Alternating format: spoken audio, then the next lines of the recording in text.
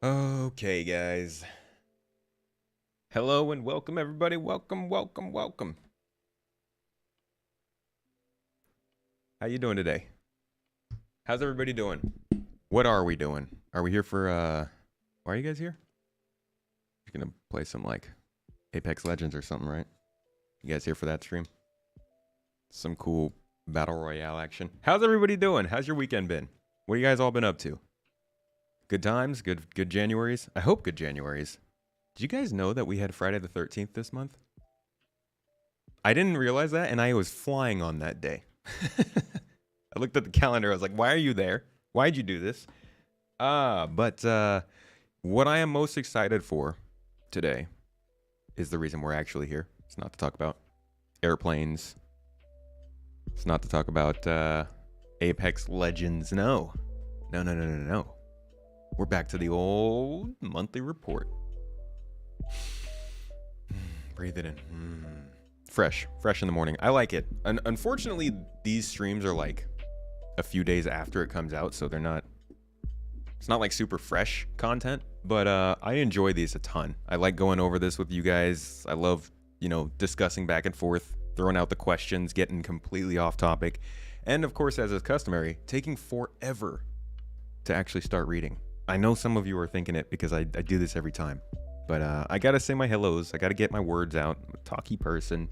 You know how it is. How's it going, everybody? Hawk Outdoors, I see you. Punji with the toes. Toes gang. All up in here. Y'all grosh.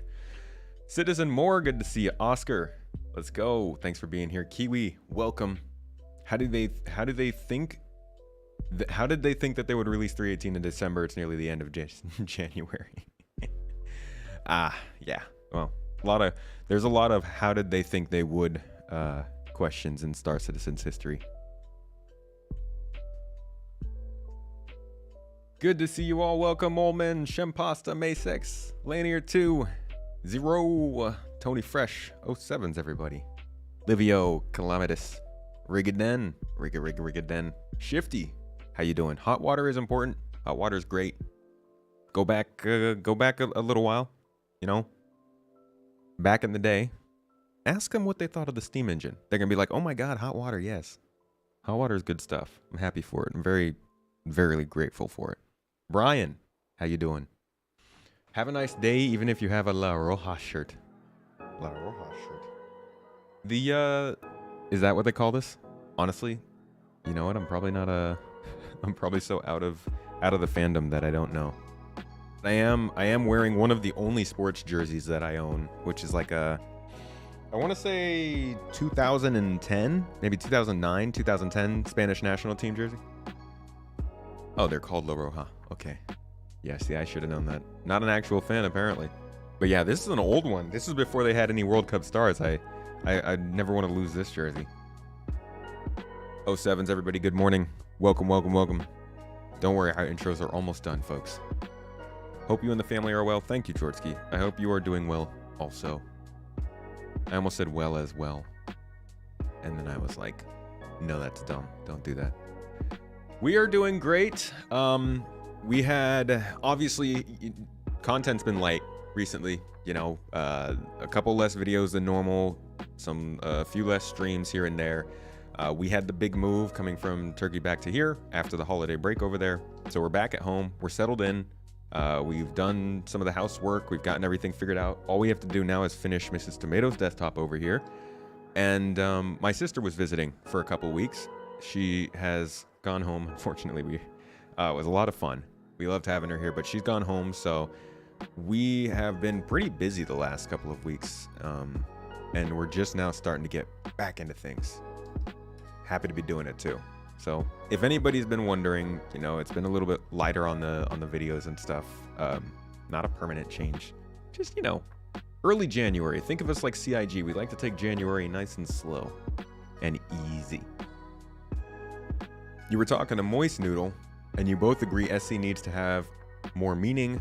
You feel no consequences of dying or anything. That's the thing you're missing most. Yeah, and it's going to be a hard balance for them, to be honest. CIG's got to try and focus on that whole meaning thing. Hold on, can we turn on the lights behind us? Come on. Please? None of them are turning on. I hate you, lights. You make me look dumb. One of them turned on. See if we can get this one. Come on. Okay. That light's not coming on today. They're gonna have to balance, like, making the game matter and also keep testing stuff without going too deep into that. Because, like, I love the idea of Death of a Spaceman, all that stuff, you know, things you do mattering, but, like, Death of a Spaceman would suck right now. If we had character loss, yeah, we lose everything every time we die anyways, but, like, full-on character loss would be terrible right now, so they have to find some sort of a mid-ground, right? Midpoint. Needs to become Space Tarkov, maybe a little less hardcore. I definitely think it should be less hardcore from Tarkov. Yeah. Happy New Year from Korea. Happy New Year, Mitra. Happy Lunar New Year. All right. How about we go ahead and jump into things, yeah?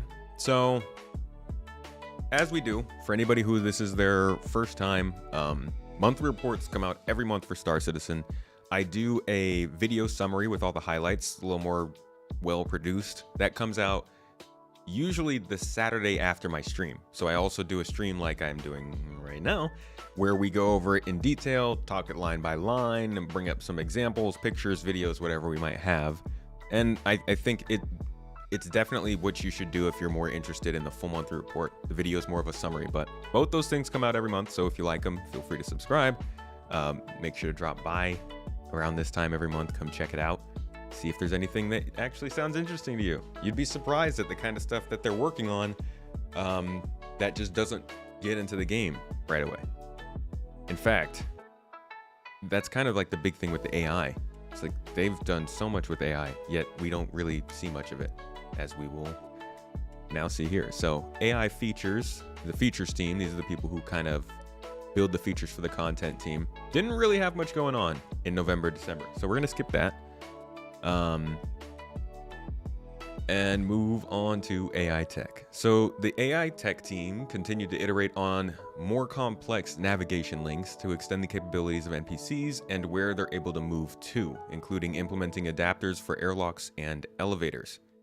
Now, NPCs will know that in order to traverse an airlock, they will need to interact with multiple consoles to adjust the pressure and open the door. For elevators, navigation links were created to connect multiple floors. A navigation link was also created to request a reconnection with the navigation mesh triangles each time an elevator stops at a floor to allow NPCs to transition in and out. Based on navigation link connections, an NPC will now know how to request an elevator to go to a specific floor. New event notifications were also added, sent by the elevator when it arrives at a floor, so that the actor will know to get on or off. Commentary comes after the next paragraph. At the end of the year, the base functionality for NPCs driving ground vehicles was completed. NPCs can now move to a vehicle and get into the driver's seat, find a path suitable for the size of the vehicle, and drive along it. This work involved the creation of a new subsumption task, a new movement request type, and updating the movement planner to know how to process the request. The team also added new functionality to the navigation systems that marks entities to be ignored during navigation mesh generation. So this is great in my opinion. This stuff is, we hear a lot about like combat AI. In fact, all of their CitizenCon updates were about combat AI, and that's mostly where we're thinking about AI, right? Like, how good are they at shooting us? How do they use their weapons? That kind of stuff. But this is talking completely about utility-focused AI. So what I'm seeing here are like, well, let's start off with airlocks. So these are the kind of AI that probably would be able to come out of a space station to meet you in 0G if they see your ship outside to come and fight you. You know, move the fight out into 0G as opposed to inside. These are the people that will probably be out in wreckage, in derelicts. You know, what was it? I think it was 2016 or 2017. They did a demo where the person went into a Starfarer derelict and they were fighting the NPCs. And are there any 0G NPCs to fight right now? Do they even do that? I know that they were working on NPC 0G movement last year, And I can see that combining with this to be like, they're much more capable of getting in and out of space stations, whether that's to move stuff or to fight you or whatever it might be. The elevators thing seems like it also kind of works with ships. So, you know, if you're getting ships like, say, the Carrack, where you need to transport somebody, or I guess we could go with something better than that, 400i, and they like would have to get on board of your ship in order to be transported somewhere, they got to know how to find these elevators and get on and off of them and pick a specific floor. So this is the kind of groundwork that they're doing towards features like passenger transport, that they're not explicitly saying, hey, this is a passenger transport feature, but like the AI that goes into that sort of thing, I think that's what they're talking about here.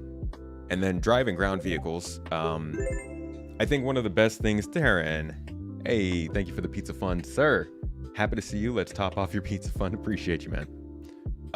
The best thing I can think of for these ground vehicle NPCs is if they can find a path suitable for whatever vehicle they have and then just drive along that path, what's to say CIG doesn't start just setting up NPCs and convoys of ballistas or Spartans and say, hey, drive this commodity from this outpost on this moon to that outpost on this moon, and then literally leave it like that. I know we're talking about CIG. They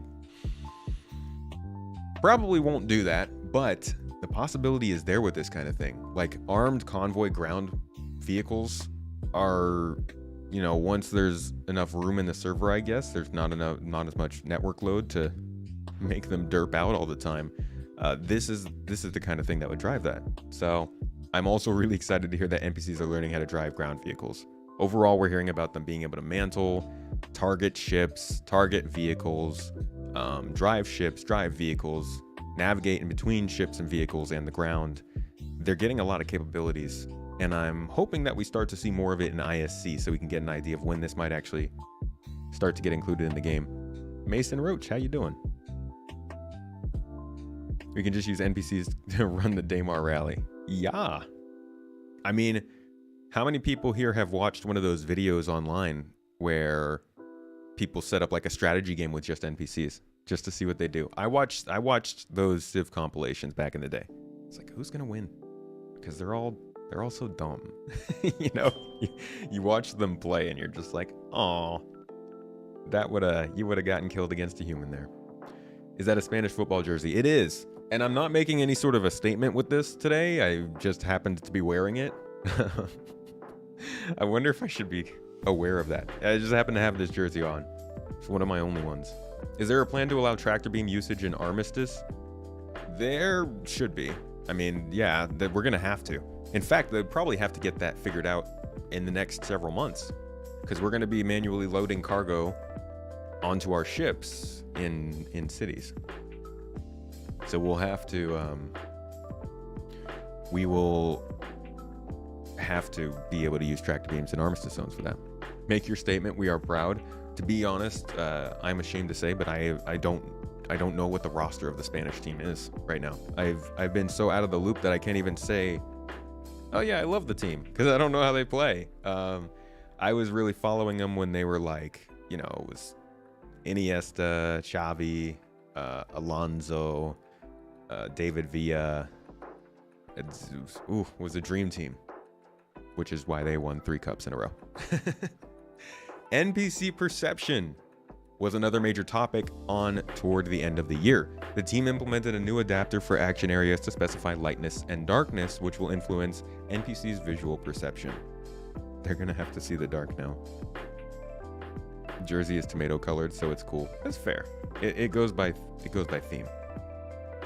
You need an Aston Villa football top. I like their jerseys. They got that baby blue and maroon color combo, right? Am I thinking of the right team?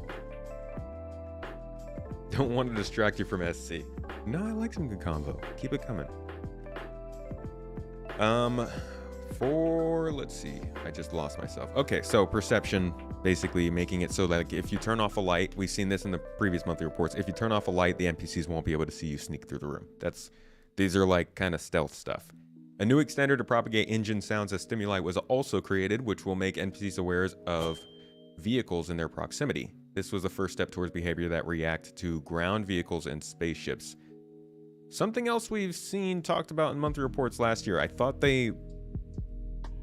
I'm not sure why they're calling this the first step when they have previously talked about NPCs reacting to ships, but considering it's not the exact same wordage, I'm gonna assume they're slightly different things. But it is, that's what I was just talking about. It's gonna be cool when they can see the ship, pick the right weapon, and snipe you out of your cockpit. And you know what? No, this is AI tech. I was gonna say maybe it was the AI tech team and now we're reading features, but this is the AI tech team. Let's see. While working on perception improvements, the devs fixed AI visual perception through glass. Now, NPCs will be able to detect targets behind glass and also understand that in order to shoot at them, they need to move to the other side. Hey, that's a solid object there. Last time was with a different AI.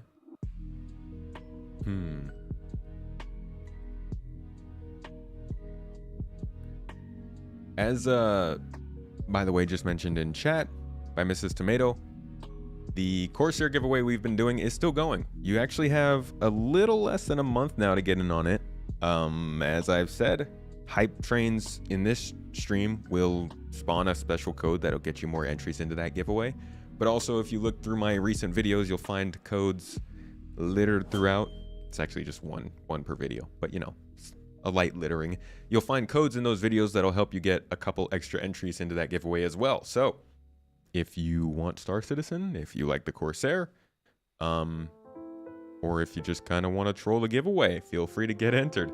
But we do actually look at the accounts that enter. So like if it's a fake account or you retract your submission or something like that, it gets caught. So, don't troll.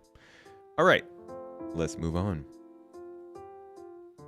For locomotion, improvements continued on the sharp turn assets and how they're triggered for alien characters or at walking speeds. Related to this, work began on following tech, which will be used in connection with the buddy AI behavior. For this, the team improved soft stops, collision avoidance with players, and speed handling based on the leader's change in speed. This was another one that I could have sworn they talked about. Follow the following thing in a monthly report last year. I'm gonna have to go back and double check. I'm not sure which one it was, but I could have, because we had seen it in ISC, and I remember every time I saw that clip in ISC, I thought of the monthly report. So I was reading this earlier today, and I was like, wait a second, work began on that? I am confused. Let me show you guys the clip I'm talking about, because they did. I think it was when they were doing the planetary navigation ISC, and they briefly showed an AI kind of following along with a player, or it was supposedly an AI following along with a player. And, who knows what it actually was. Do I not have that? Might not have that clip here anymore. Pretty sure, yeah, there it is. So this is the clip. And this has nothing really to do with what we're talking about, but I thought about it and it came up, so. And this was the idea of an AI following you through wreckage across the moon's surface. And I could have sworn they'd mentioned this on a monthly report before, but who knows? Woe is me. Internet Rule 0 always also applies to giveaway entry. What is Internet Rule 0? You must be a dick? As what are you guys going to haul with the Hull C if you can't go planet side? What scrap? Hey, Dappa. Oh, it's don't be a dick. Okay, see, you would have me thinking that the internet decided it should be the other way around. Yo, Dappa, it is good to see you. I like how you came in here and dropped a super chat before we're saying hi. How's it going, man? Good to see you. Hope you've been having a good beginning of the year. Was I reading your Hull C comment? They say second quarter release on the Hull C, but I think it should wait till the market gets redone or another system comes out. I am very, very, I'm like in a constant state of anxiety about the Hull C because I agree with you. I'm like, please redo the economy, make sure it's at a scale that the Hull C matters before it comes in. But then I'm also like, guys, we've been looking at the Hull C, folks.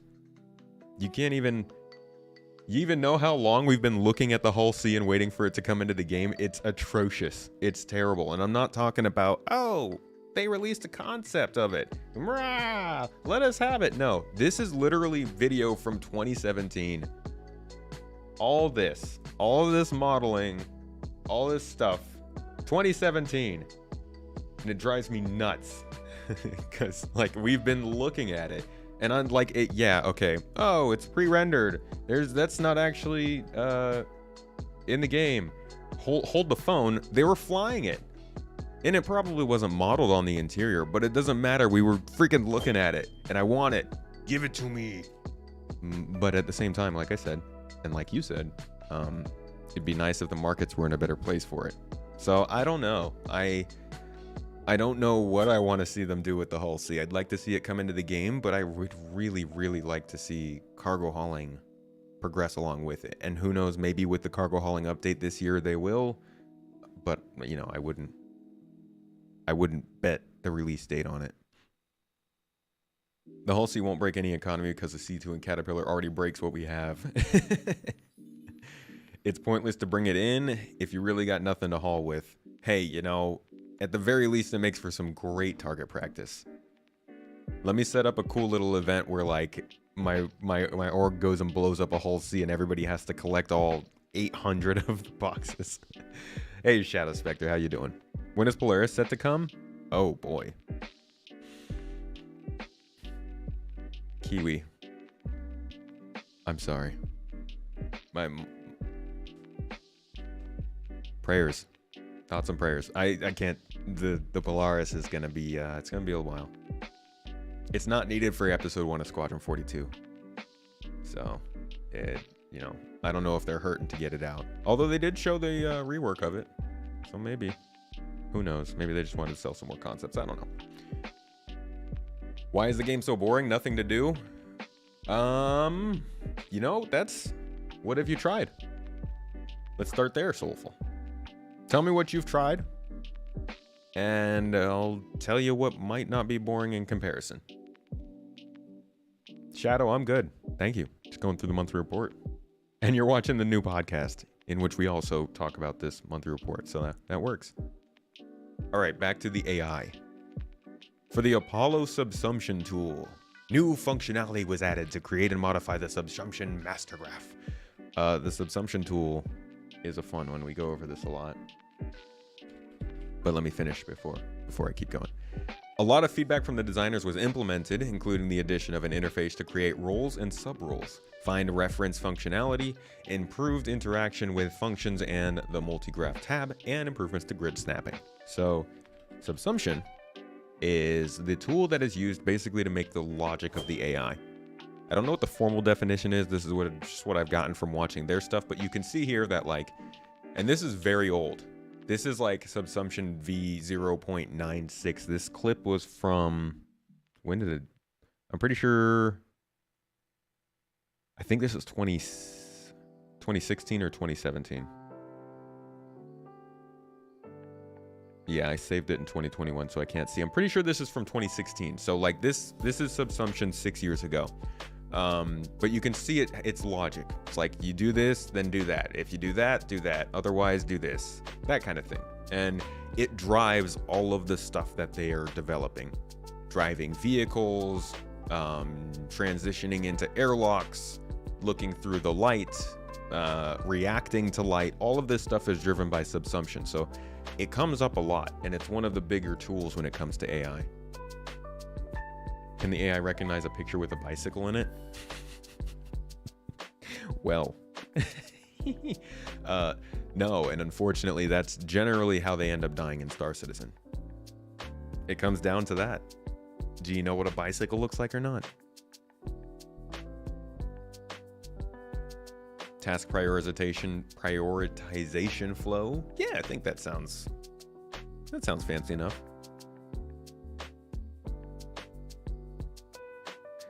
Most wanted concept ship other than the Kraken. What is that, the Polaris? Y'all sleeping on the Endeavor. Are you the only one with audio to camera desync? No, it could be possible. It's hard to get it right. It's hard to get it perfect. And it definitely could be desynced. Can you land the Javelin on planets? No, you're not supposed to be able to. No. That's why that's why that one crashed on Daymar.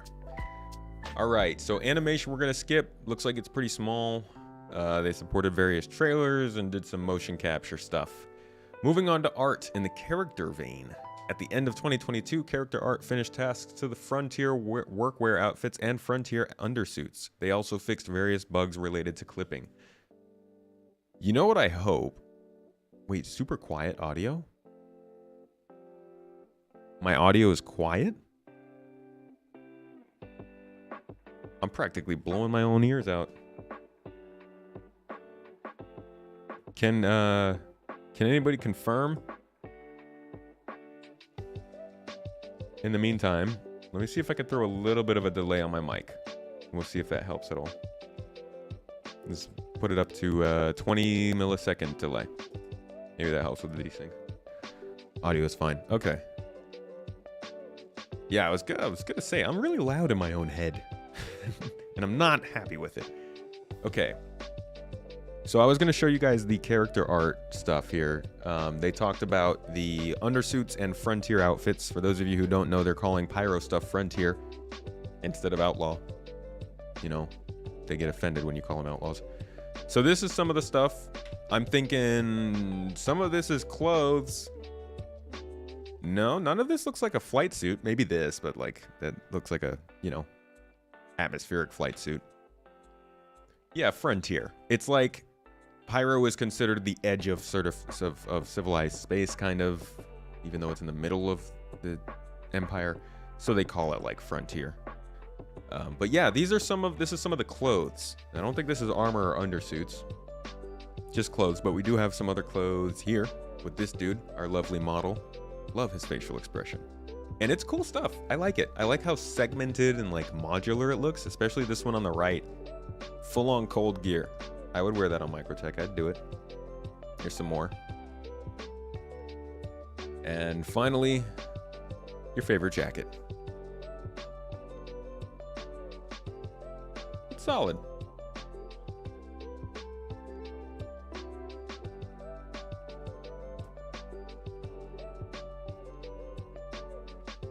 You like number 2 and number 7? That's a face only a mother can. Jesus. Brutals, Eric. All right. The UK team completed their pass on the salvage feature, ensuring all major visual and gameplay issues were resolved for ship exteriors. Can confirm the salvage feature looks pretty good. They then began working on the Crusader Spirit, which is progressing through the white box phase. And I'll pull up the Spirit real quick for anybody who maybe doesn't remember that. Fairly new. It's a newer concept.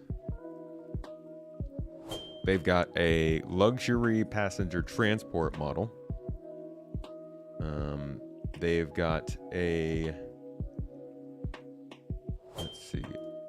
No, that's the interior. That doesn't help us. They've got kind of a military-oriented bomber model.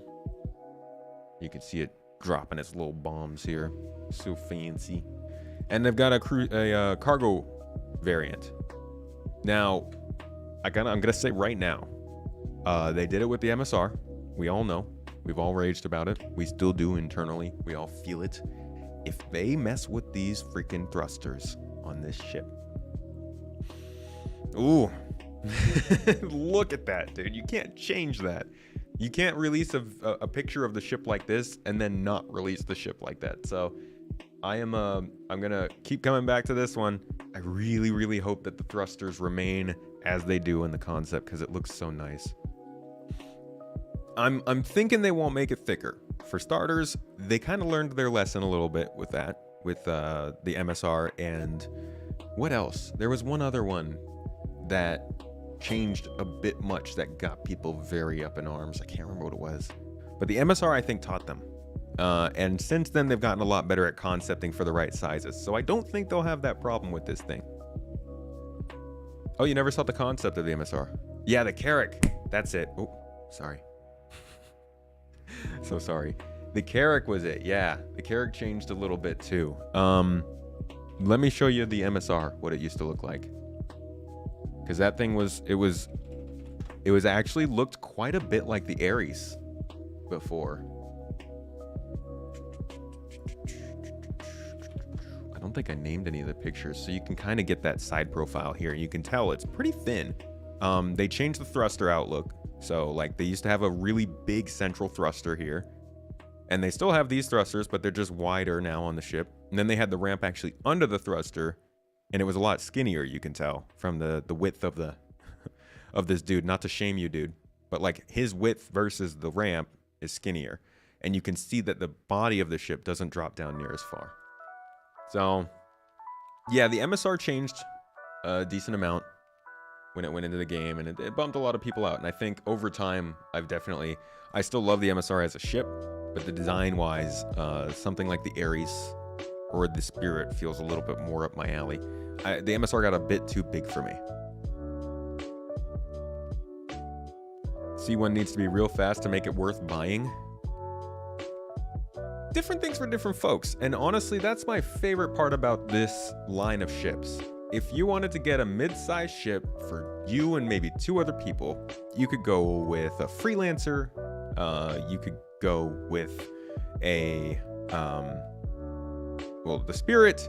You could go with the Cutlass. You could probably do a Corsair. You could maybe do a Constellation. Like, we're getting more and more choices in that area, and I don't need them to be specifically better than their counterparts. Just the Crusader branding, the Crusader feel, that's really, I don't know, it's a conversation to have. Like, how different do ships need to be for you to consider them over another? I think that's different for everybody, especially depending on the type of ship. But I honestly don't need the Spirit to be better than, say, a Cutlass. Okay, I don't need it to be better than a Freelancer for me to be like, I'm buying that, you know, because I'm here for the actual ship as opposed to its specs. And that ship gets me. It does. I like it. More choices is always better. That is true. That is true. And I bet the devs are like, no, please. We don't want to reduce resource management for all of them. You don't like the layout of traveling through the ship in the MSR. Yeah, that's a big complaint. So Crusader Spirit sent me on a huge tangent. Let's get back to it. They said that the biggest challenge with the Spirit was ensuring that the escape raft on the VIP variant is fully functional at this early stage so we can avoid extra work in the future. So we're getting escape rafts with the Spirit. Honestly, that's not even on the... This is another one of those things. Escape rafts? Is it on the progress tracker? Probably not. And that's because the progress tracker doesn't give you the full picture. Escape rafts. Don't see it on there. But the Crusader Spirit is indeed on there. And this is, this is scheduled work. This could change. But there is a possibility we'll see the Spirit at least this summer sometime, maybe September-ish. I wouldn't set my sights on a June, July release. I would think maybe September, October-ish. Which then I guess would include escape rafts. Who knows if that includes escape pods for all ships, or if it's just they're testing it out on this ship because this is passenger transport and it needs to work for that career, and then they'll expand it after they've gotten it figured out with the Spirit. We've got our boy. He is he's here. There he is. Let's hear it. The bulk of white box work was also completed for an unannounced ship, and development began on an all-new small ship. So, going back through the art phase real quick, we've got... There he is! Thank you, Child of the Night, Cotton. We've got... There he is! We've got 2 ships going into the white box phase, right? Once complete, they moved on to the white box stage of 2 new vehicles. And then we've got white box on another production vehicle. So that's 3 in white box. And I don't know why they separated it out to say this one began on a white box began on a production vehicle and white box began on 2 new vehicles, but they did. So that's 3. And then at the end here, they also mentioned that the bulk of white box work was completed on another unannounced vehicle. So that's 4. And after that, they mentioned development began on an all-new small ship. So 5 currently unannounced things being worked on. So we've got the Argo SRV, we know is receiving work. We've got the Crusader Spirit, we know is receiving work. Trying to think if there's anything else. I think those are the only 2 that we know about. So all in all, 7 vehicles they're currently working on, at least on the art stage. This is just art. Remember that. When this usually tells us the most about new ships coming up, but it's not the only teams that are working on ships. Because you've got, let's see. You've got vehicle art here. So vehicle concept art. But then you've also got your vehicle content teams. And they're working on ships as well. Who knows what they're working on? I mean, here it says they've got something going on with the Aopoa Santok Yai. Do we know if that's for sure? I don't know. I think it showed up in a monthly report, so maybe. But that's not on the art side, so it doesn't come up in art. So just because that's what they mentioned here doesn't mean that's all that's being worked on, but it sounds like we have 7 vehicles currently being worked on the art side. The Polaris, I think, is all done, and that's why they showed us the concept stuff. At least art-wise, I think they're done with it for now. SRV's almost done, just needs the tractor beam tech. Right, which we're getting to. It's a lot of new ships coming through, yeah. People keep asking where is the ramp up, but if anybody is thinking about, how ships were being released in 2017, 2018, and even 2019, it's way more efficient now. All right, let's jump down to the engine. My favorite section. Here we go. Okay. Oh, wait, really? Santok Yai on there is the art team? Then that is weird that it doesn't show up. Yeah, vehicle content. Oh, no, wait. I've got vehicle content.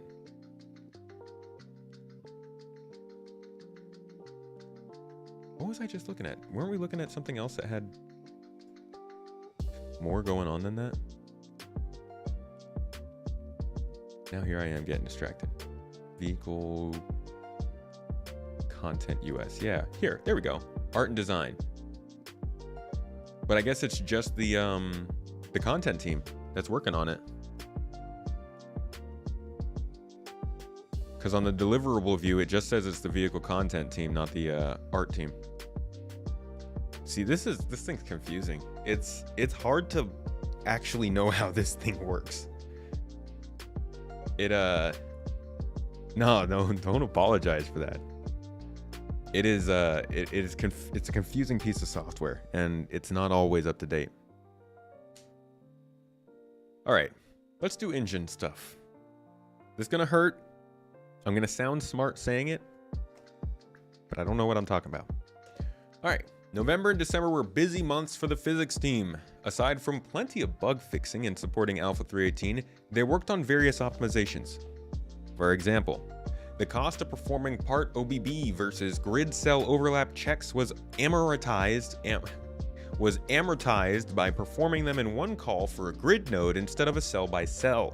Also, substepping for attached and AI-controlled NPCs on the server was disabled to bring back actor entity step performance. Several internal data structures were compacted and reordered for smaller memory footprint and better member alignment. You know what? I kind of actually got that last sentence. I recognized a couple things there. Internal and compacted, I know those things. On the renderer, the team enabled the Gen 12 pipeline and scene rendering by default. It's good times. This is a major milestone on the road. Whoa! Panic Switch came in with a resub. Thanks, dude. It was great talking to you last month, by the way. I'm going to be in touch. I want to talk more about that stuff. So this is a major milestone on the road toward completing the Gen 12 transition and providing a Vulkan backend, which is huge. There are people in chat that are probably a lot better, more qualified to talk about why this is a big deal. My best way of knowing that this is a good thing is just looking up, what is it, Doom 2016? Vulkan comparison? Let's see. So this is the Doom Vulkan versus OpenGL test, which is a difference in rendering going to the Vulkan API. This was a big deal for Doom. I know this happens for plenty of games where they switch over to Vulkan API, or at least use the Vulkan API, and it helps with optimization. This was the one that I kind of learned about it from, and I can't really give more commentary than what you're about to see here, but this will give you an idea of kind of what it could maybe do for a game like Star Citizen. So this person's running the game at 60 frames per second, Vulkan Ultra. Vulkan's doing worse. I don't like this music. Let's see, I'm gonna keep skipping through. Honestly, this is the opposite of what I saw. This actually looks like Vulkan is running worse than OpenGL. So maybe this is don't switch to Vulkan propaganda. But from what I've seen, Vulkan can drastically improve frame rates. So again, I'm not the smart person that should be telling you whether it's working or not, but it's not. Go on the Digital Foundry video. Do they do one where it agrees with what I'm saying? Let's see. I actually do trust Digital Foundry for this stuff more than others.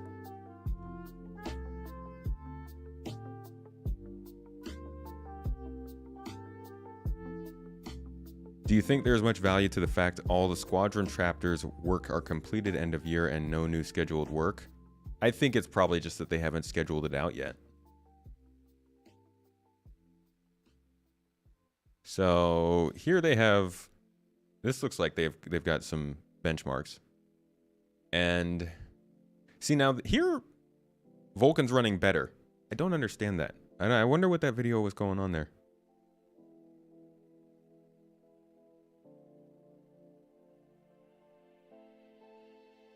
So they did see some increases. Definitely it looks like on the lower range. And overall, that's what the Gen 12 team has been talking about whenever they're working on this stuff or talking about Gen 12 or talking about the Vulkan API, is the fact that this is going to help a lot with machines that are throttled in certain ways as opposed to your highest end machine.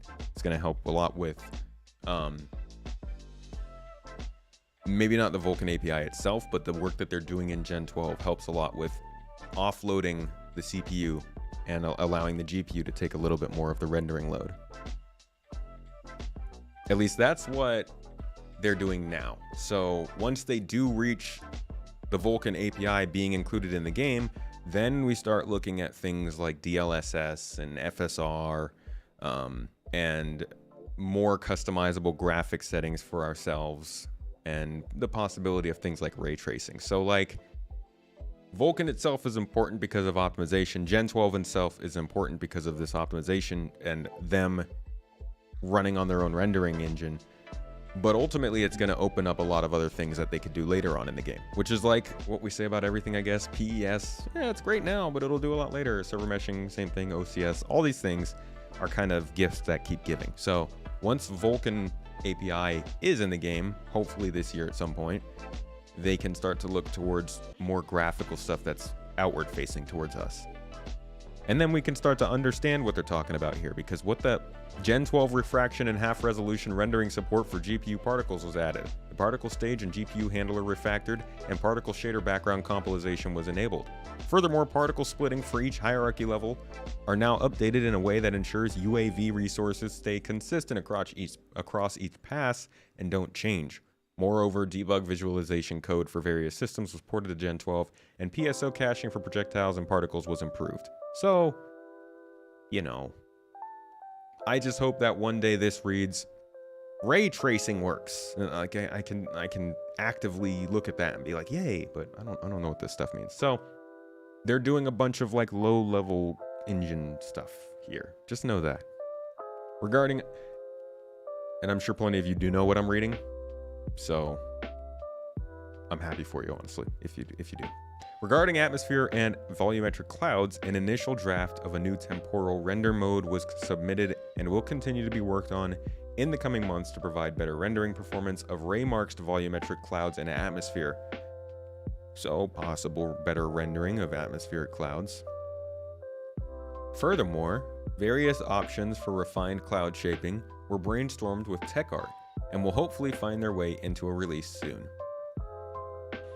We all see the weird effects on the cloud rendering. I do hope that we can start to see that diminished with the stuff that they're talking about here, because the clouds do look great. It's just when you get the light hitting the fringes of the clouds on the horizon, looks like somebody's sprinkling a bunch of powdered sugar on my cockpit window, you know?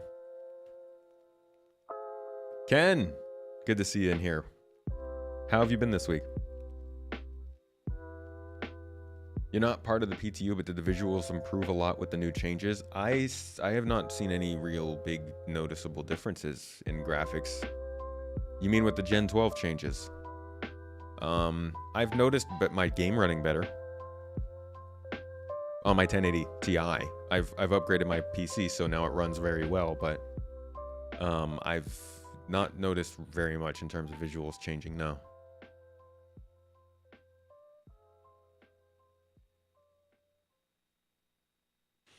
Yeah, it's optimization, and even then, the Gen 12 additions that they made aren't themselves optimized. So this is the first edition. It's gonna make a little bit of a difference to people.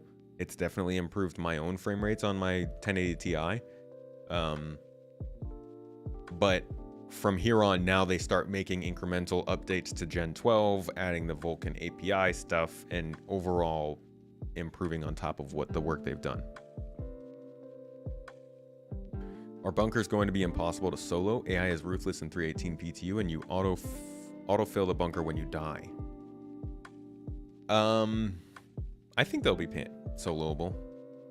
We just gotta get used to having AI that can fight back, you know?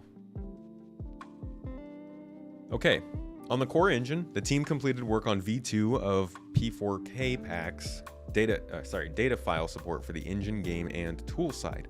On that note, the system now also provides an efficient lock mechanism for legacy pack files, as well as much faster access to inside pack files, or to files inside pack files. You know, packception. Both of which significantly improve the loading of object containers. Additionally, the mapping of threads on Intel CPUs with PE cores was rewritten. Critical threads such as main, render, and network threads are ensured to always run on performance cores to avoid the otherwise poor performance on affected CPUs. I've heard a little bit of the whisper and murmurs about this. Is this a pretty big change? Somebody who knows CPUs, tell me. Are there a lot of Intel CPUs with PE cores?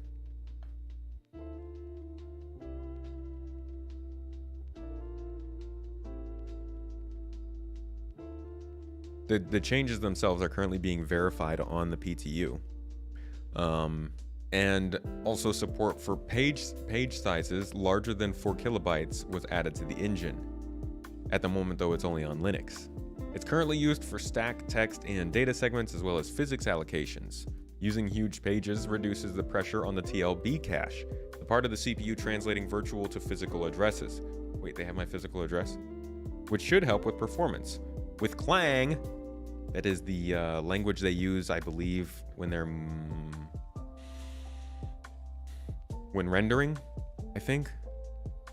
Just moving the text segment to huge pages gave a 7% speed up. Furthermore, the latest version of Bink 2 was integrated and new audio-related bug fixes in video playback. Okay. Rope simulation seems to be done. Is that in here? Did they just mention that? Or is that somewhere else in the further in? 12th and 13th gen. Okay, so new CPUs, cool.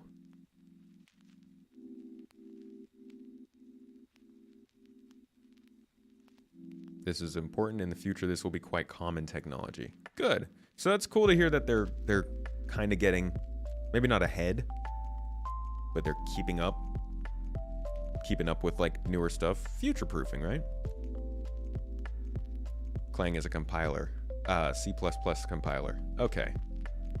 Literally the only experience I have with the word Clang was from the Gen 12 presentation by CIG last year. So, not a freaking clue what it is. Thanks for the answer though. Hello, by the way, Jen. How are you doing?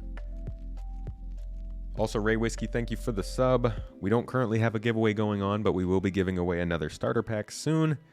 And if you would like some points that you can use towards that giveaway, feel free to type ! join in on Twitch and get in on it. Okay, let's see. Another area that progressed well was the remote shader compile server used to build shader caches. Due to increased usage of the server by development team and the build process, proper support for fallback agents as well as server throttling was implemented to deal with times of extreme load and to allow for more distributed compilation. At that point, it also made sense to rewrite various parts of the server code to allow for more robustness, better logging, and increased performance. Lastly, shape unification was completed and entity area support was added. A copy-paste bug in the entity aggregate manager that caused a lot of unnecessary memory access was fixed, and viz area loading was refactored to support batch conversion from previous versions of serialized viz area data. Okay. I read this like 3 times earlier today because I kept getting confused as to what servers they were talking about, because I'm sure there are more servers than we peasant gamers know about. So it took me a while to like wrap my head around this, and to be completely honest, I still didn't. So we're moving on. On to features. Doing good? Doing okay? Glad to hear. Oh, it's in the progress tracker for rope simulation. Cool. I did not see that. Physical address happens at the coding level. Physical on the actual memory, right? You're planning to get a new computer in the fall. It concerns you that the newer computer doesn't mean Star Citizen will necessarily run better on it. You do intend to get 32 gigs of RAM and expect that to help. When you say it's disappointing that it won't help, do you mean newer as in like the CPU part? Because it sounds like newer CPUs are going to help, are going to run the game better. From what they're saying about the PE cores. It also sounds like Vulkan is going to make things run better. I guess that doesn't mean you having a better computer will do it. But at least newer CPUs sound like they'll run the game a little bit better. Okay, let's see. Features. Starting with the Arena Commander features team. Or I guess Arena Commander features in general. The majority of the team's end-of-year focus was on making final improvements for Alpha 3.18, which is cool. We need that. Work continued on the classic race refactor. So for those of you who don't know, racing is in 3.18. It's a career path. You can make money with it. It's there. It's in. This included taking the Snake Pit, Euterpe Icebreaker, and Miner's Lament courses to play testable states. This allowed features to collect feedback from several other teams. A refactor of the race manager and checkpoint system then began, with the aim to create a more robust, future-proof system that can be used by the PU teams to create races around the verse. It's really cool. It's cool to hear that they're just thinking about throwing racetracks around in the system. Design also began developing additional variants of the holographic checkpoints and directional areas. I said that like the, oh my god, what was that? Wipeout Thunder? Wipeout Pure? Wipeout was the name of the series. I remember the lady that used to say that, checkpoint! Or maybe that was the car racing little arcade game in the pizza places. I can't remember. One of those things as a kid, I just remember them, checkpoint! Anyways, the aim was to create a more robust, future-proof system that could be used. I already read that. Design also began developing additional variants of holographic checkpoints and directional areas for each track, which will vary in style to best suit the setting. Finally, for racing, work was completed on the old Vanderval, Rickard Memorial Raceway, and Defford Link racetracks. So these three are the ones that we've known for a long time. The Ellis-based racetracks. I could look one up real quick just to give you all a quick reminder. So this place, everybody recognize this? This is a New Horizons Speedway, but all of the different races take place here. So that kind of backdrop is what you know from those racetracks. And it sounds like they are updating them. So they're adding, I think, 6 new racetracks. They are preparing the ability to spawn races in the PU, and they are updating the old racetracks. They're really focusing on racing and Arena Commander as a whole, which is a big theme of this section. So I'll wait until we're all done with this to kind of do my spiel. But yeah, keep that in mind. Just keep in mind how much they're improving with Arena Commander. Is there a place to upload bug report videos? There is. If you go to robertspaceindustriescom and then you go over to the, I clicked on an ad. You go over to development, issue council, and on this page you can submit bugs, you can search for bugs, you can see if other people have encountered bugs, and sign in. If you're signed in, you'll be able to do all those things. And you'll be able to search for bugs and like verify that you ran into it and upload your proof and all that stuff. It's very, very highly encouraged. Anyways, back to Arena Commander. Improvements were made to the new front end. This is on the racing stuff, including a new window for game mode selection, an updated style, and the restoration of single player using a rewritten lobby system that also supports multiplayer. This allows other teams to use the new front-end Arena Commander feature stream for greater feedback. Sorry, not better, just greater. Investigation then began into adding turrets to the Jericho Station and Dying Star maps to either assist or hinder the player in Vanduul and Pirate Swarm game modes. Work was also, I don't even think we have Jericho Station in the game yet. Let me just double check, because they've been talking about working on that for Arena Commander. Yeah, so they're making a map out of this. That's very cool. Huh. So they're making an Arena Commander map out of Jericho Station in Stanton, which will be, oh my gosh. That's going to be so good for training, folks. That's like, with all of these, actually, like I said, spiel at the end. Sorry, getting distracted. So they're thinking about adding turrets to the stations, or to the maps. Work was also done to speed up and ease the process of taking locations from the persistent universe and having them featured as maps in Arena Commander, which is currently being used for several upcoming racetracks. This stuff is like, I just can't so much I backspaced. Take me back. All right. What else is there? The team supported the Soft Death feature. A refactor of the Game Rules Rounds module began, which allows Star Marine's Last Stand mode to have multiple rounds. This refactor enables it in all game modes should the design team choose. Dual mode will be the first to utilize this and will allow players to begin a new round with a restocked ship after each kill. Work was also completed on the reworked system used to ban or allow vehicles and weapons in each game mode.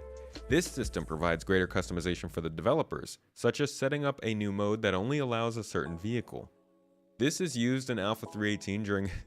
I can just imagine, like, CIG doing a weekend special Argo Cargo dogfighting only lobby or something. Do it. This is used in Alpha 3.18 during filtered duel mode, squadron battle, and battle royale to only allow small and medium combat ships. The first pass on new death cameras, which point to the player that killed you while moving and zooming dynamically, was submitted and enabled for all game modes too. Finally, work was submitted for an unannounced update to a classic Arena Commander mode, which will be further detailed in the coming months. So they are killing it when it comes to the Arena Commander team. This is, I can't remember who combined with this, but this team includes the people who came over from Fire Sprite after Sony bought that studio. And it's pretty dang clear. I mean, last year I was kind of realizing that they were starting to do a lot with it, but this makes it pretty dang clear that they're revitalizing Arena Commander and want to make use of it. I think as they continue to test some of the harder hitting features in the PU, maybe they're thinking people are going to start coming to Arena Commander more, but they're definitely revitalizing it for use. Like, they're adding a new system, or they're adding a new map, they're adding several new races. They are doing a big update to a classic mode. They're creating the ability to place circuits out in the PU. All in all, it's going to be really good, for people being able to go and play in a closed lobby if they want to do all this stuff, but also for people to practice. Like, if you wanted to get really good at dogfighting around Jericho Station for Xenothreat, you can just go and play in Jericho Station and not have to deal with anybody else showing up or having to respawn at the nearest space station or something like that. If they keep doing this, they could add, say, Korea as a Star Marine map. Suddenly you can start to prepare and train for, invading Korea. They could do this for so many locations in the PU. So it's cool to hear that they're working on tools to allow that to more easily happen, because that sounds pretty valuable. Asom Hambone, thank you for the super chat. Looking forward to the expand ship, the refinery. Yeah, it's going to be a cool ship. I appreciate it. Thanks for the support. Hope you're enjoying the stream. Instead of wasting dev time on making individual races, make an in-game tool that can let us make races. Handcrafting races is not sustainable for 100 systems. Yeah. I don't know. I feel like if they're making a tool that makes it easy to implement races onto, like, planet surfaces, if you wanted to have, say, 10 racetracks per system, I think that's reasonable. Like, I guess it depends on how much time it takes. A procedural tool for this kind of thing would be cool, but at the end of the day, it's really, you kind of have to handcraft racetracks, right? I think they should just keep doing what they've already been doing, which is find the races that the community makes and then making it official. Makes tons of sense to me. And apparently that's what these are. Each of these racetracks are just tracks from our community that CIG said, okay, we'll add that to the thing. Because it's gonna suck if you have community made racetracks that are terrible, or like that kind of troll you. They draw you in for a race, but then they aren't actually worth getting into that race. So it's good to at least know CIG's backing these. LD can throw this kind of stuff together in a few days, work max with the tools that they've got. LD. Who is LD? Nasty Boogie. Thank you for the sub. That's another raffle started on the chat for anybody in Twitch who wants to get some points. So that's Arena Commander. Oh, level design. Okay. Yeah, the Arena Commander team is... I'm going to keep an eye on them. They're kind of reminding me of Montreal right now with the way that they're just like shooting out and doing what they want to get done. Let's see how much of that makes it into 3.18. All right, characters and weapons features. Throughout November, the team added support for tractor beams snapping boxes onto cargo grids. This is part of the cargo refactor. It included the holographic preview to assist with moving loot into a ship. Has anybody not seen that yet? I can pull up a quick example for you if you have not. See if I can find...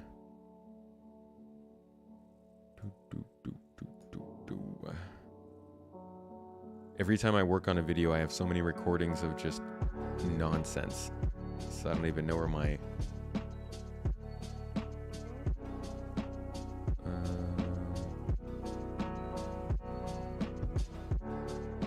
Yeah, I can't even find my gameplay anymore.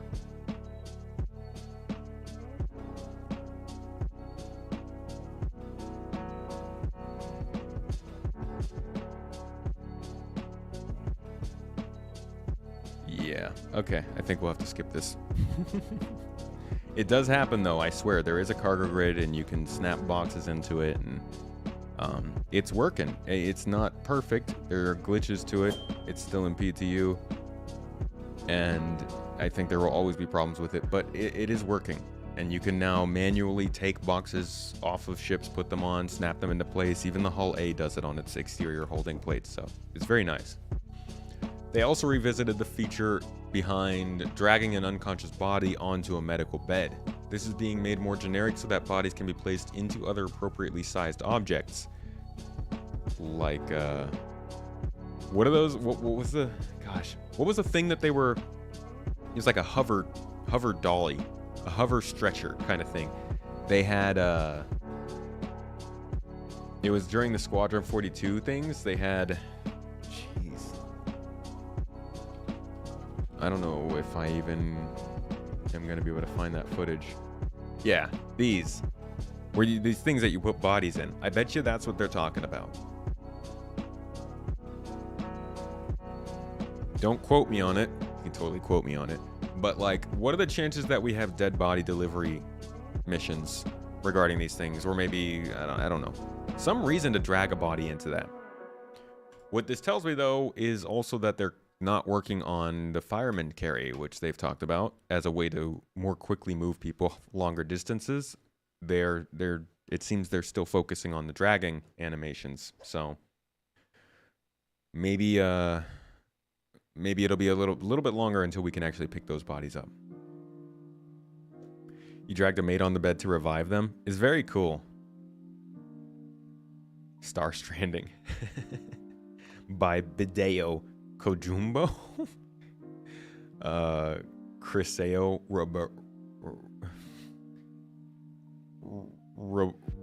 Robertjima,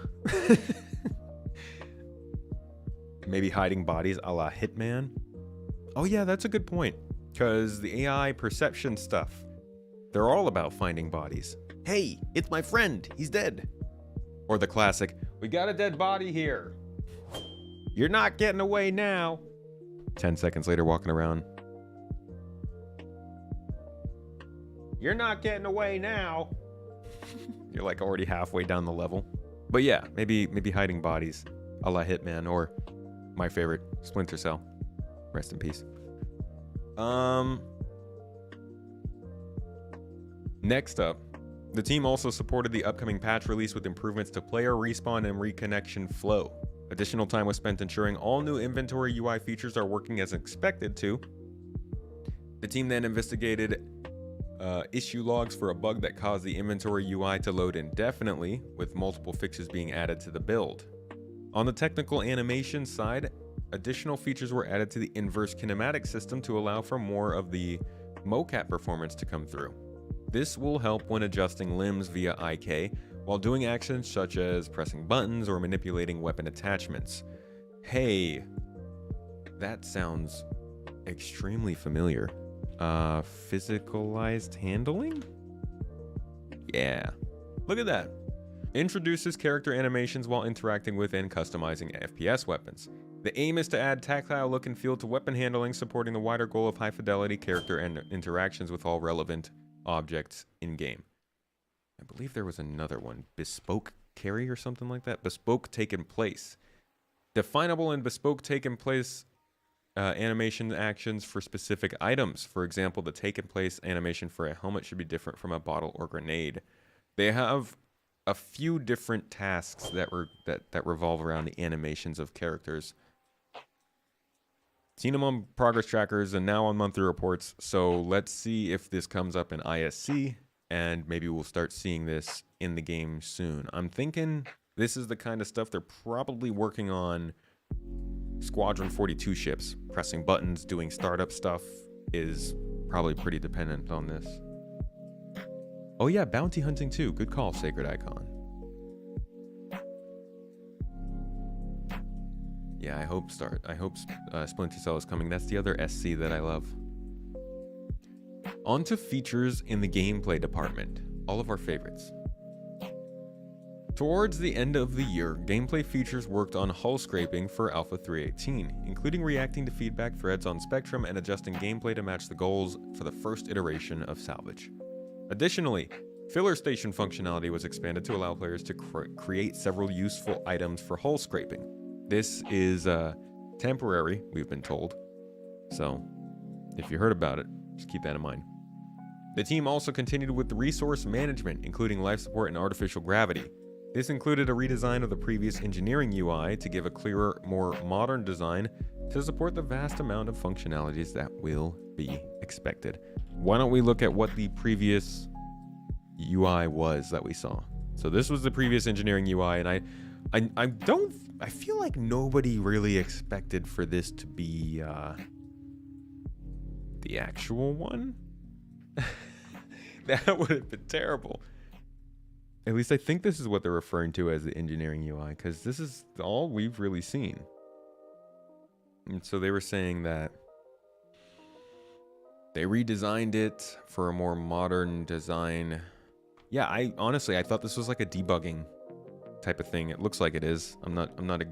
Maybe they're just trying to make that extra clear. Hey, the one you guys saw was not what it actually is. I don't know, but this is you can see life support here is happening. So I believe they're connected via ventilation.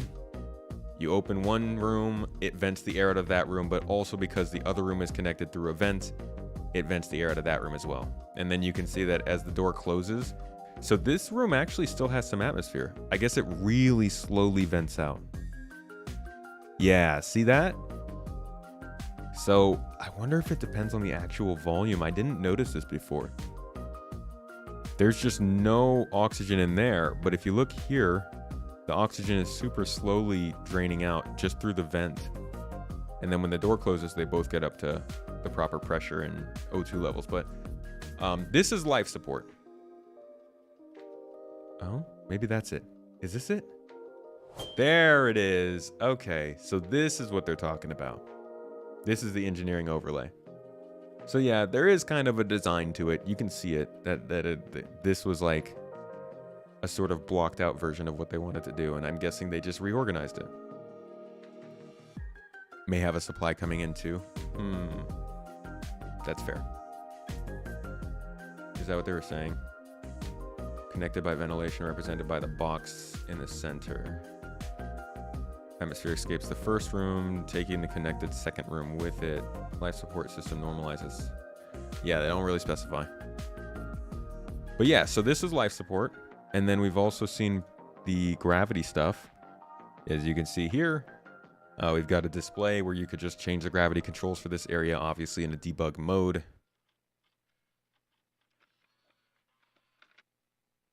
And they've shown all of this working in engine, so you know, the functionality is there, the engineering part of it is there. Now, I'm assuming it's mostly design and getting it figured out in game. We've also got our fire,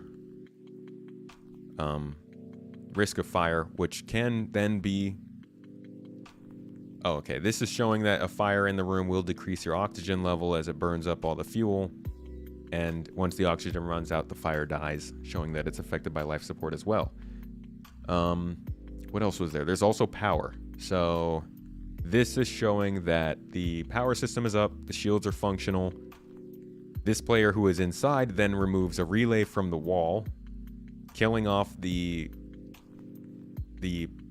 transfer of power throughout the ship. However, there's redundancy, so they go over to the other relay and they remove that from the wall as well. And this kind of kills the power in that entire part of the ship. And then it shows that because the power has been killed, the shields are now down on that part of the ship as well. So This is an example of life support, gravity, and power, and how players will be able to affect it, use it, change it, become an engineer on multi-crew ships, and it will continue to be built out with various other systems. I think, let's see, we got life support, power. We've also got fuel is going to be a thing, so like you'll have to pay attention to where fuel is going in your ship. Gosh, no, I'm drawing a blank on everything else. But those are like the three big ones. That's what they've been working on so far, and I think we should be seeing that later on in this year.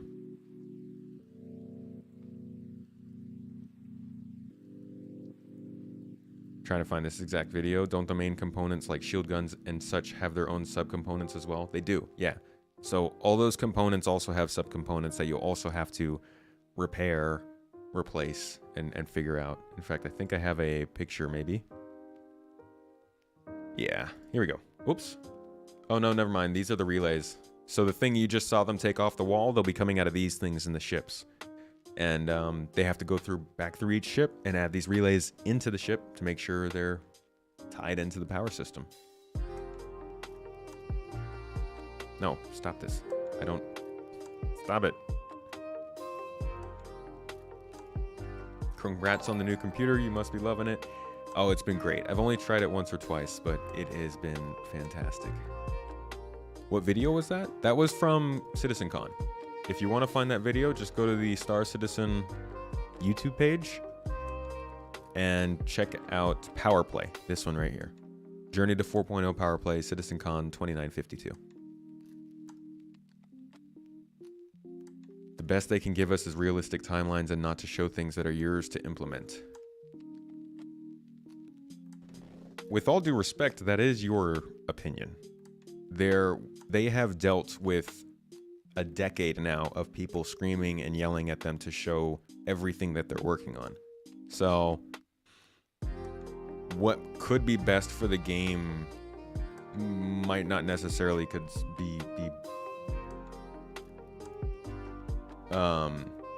might not be the best for us, I guess. Although I do agree that they should stick to showing us mainly stuff that's within a year. Or at the very least, I think we should be getting updates on things that are far out, updates on things in the next patch, and updates on things in the midterm, like the next year. You don't check out things unless the pic's in it? One thing you're really looking forward to is working on visors. Yeah, that'll be good. Visors and scanning. Do I think engineering will include tuning with managing power levels and radiation output with enough complexity where a seasoned Idris engineer can make it operate 30 to 50% better? I don't know. I think that there's going to be enough wiggle room that like a good engineer will be able to win the battle for a ship. I don't know about radiation output or anything like that. I think it's mostly going to be based on power management. Will probably be the biggest thing. Let's see. Let's keep going. All right. So in addition to the resource management, groundwork began for vehicle tractor beams. The next steps will be creating the tractor beam UI and expanding the feature to support its proper functionalities. I talked about this in a video a couple weeks ago, but vehicle tractor beams are looking pretty... Wait. No, I'm sorry. I talked about that in the video from yesterday, or 2 days ago. Vehicle tractor beams are pretty much a go for this year, I think. I'm not going to say it's a 100% guarantee, but if we're getting a cargo refactor, then we have to get these. If we get the Argo SRV, I'm guessing we have to get these. So they would have to miss on both the cargo refactor, which they're already working on, and the SRV for us to not see vehicle tractor beams this year. So, I think it's highly likely. Might not be a guarantee, but pretty good chance. And once you see it in the monthly report, that just increases the confidence on it. Oh, Hawks Gaming. Hey, buddy, how you doing? How's it going? How are the guide videos treating you, man? I bet you are ready to put out something on getting started in 318, huh? Looks like the combat doesn't last long enough for engineers to make any impact. So that's because there is no physical damage in the game yet, or no physical armor. At least physical armor doesn't make much of a difference. But if you're on a hammerhead, I mean, if you're getting attacked by a hammerhead, or sorry, if you're in a hammerhead getting attacked by, say, 3 arrows, you'll absolutely, as an engineer, be able to change the flow of the battle even now. And we don't have component damage or physical damage to the armor or anything like that. I think over time there will be more and more reasons to sustain a battle rather than just get in and end it. Nasty Boogie, thank you so much for the subs, gifting those out to the community. I really appreciate it, pushing us up our goal for the day. Thank you so much for the support.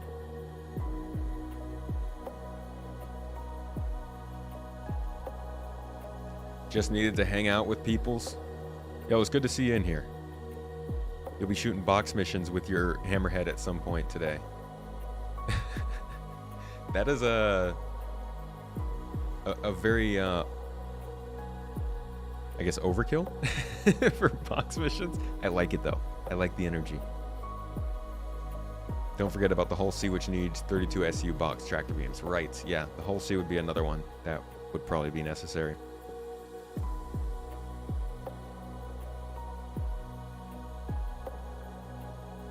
Let's see, where were we? Okay, after tractor beams. I love vehicle tractor beams, I'm happy about that. The mining update continued, with changes made to the Argo Mole and Misk Prospector to create bigger differences between the individual and multiplayer aspects. The first rebalancing pass was done for all mining heads, sub-items, and gadgets to support the updated approach to resource distribution. That's huge. This involves new variances for minables to ensure they're distributed in a more controlled fashion throughout Stanton and support future crafting releases. So this was actually something Salty Mike pointed out on the podcast earlier today. It was oh yeah, I didn't realize how big a deal this was when they said it. Thanks, bro. Needed the smell. No problem, dude. Thank you for hopping in here. Whenever you need to just come in and chat, feel free to drop in. I hope you're having a good week, buddy. I hope this crazy world is treating you all right now. So, like I was saying, Salty Mike pointed out that this is a pretty big deal because, in his words, they are changing the mole and the prospector, but they're not just changing the ship to fix the mining situation. They're actually going and changing the consumables, the minables, the objects themselves to change mining. So it's not so much that like the process is changing, but how you do it, how you discover it, how you find it, where you go is a big deal. And we were talking about this during the podcast. It also changes things when it comes to having PES, because now when you're mining with these people, you can crack a rock and then leave it, fly away and continue cracking other rocks while your transport ship comes and picks all that stuff up. So pretty cool. But I have actually got something even better for you guys. This was a surprise find. I think it's the USPU team. Yes, I think this is it actually right here. So we've got a little bit of a mention from them on what they wanted to do when they updated mining. Let me see if this is the right spot. I might be on the wrong video. From the same hangar at that location physically.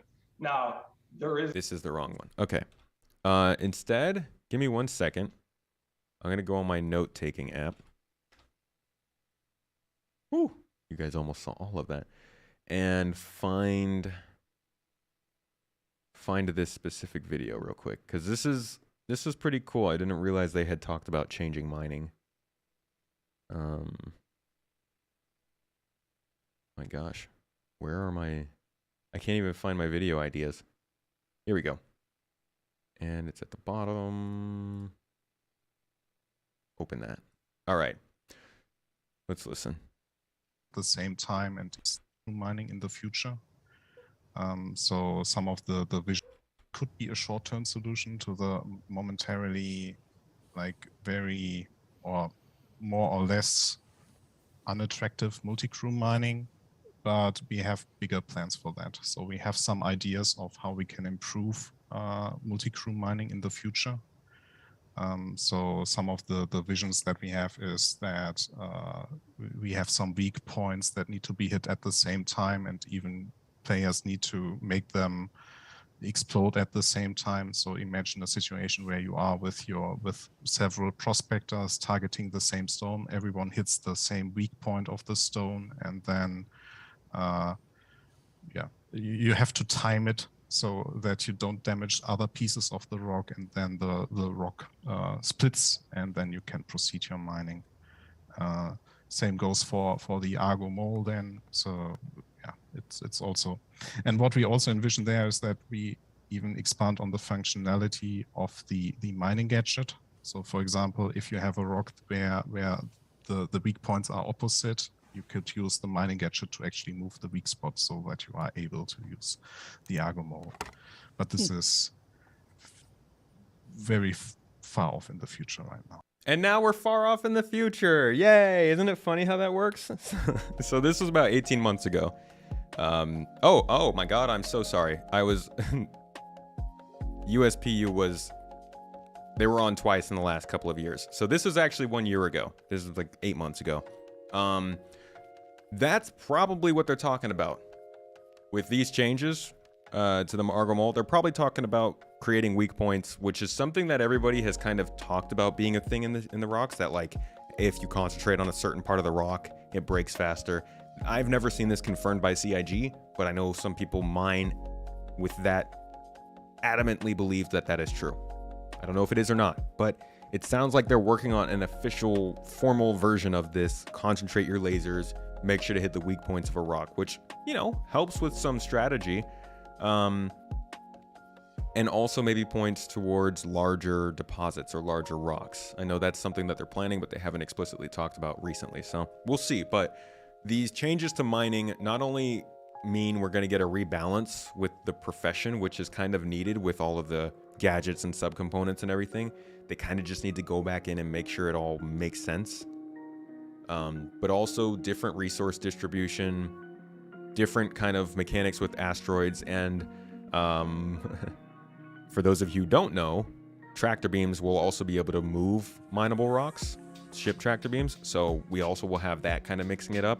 Ultimately, mining could look a little bit different by the end of the year, which is nice, in addition to all the other professions we're seeing.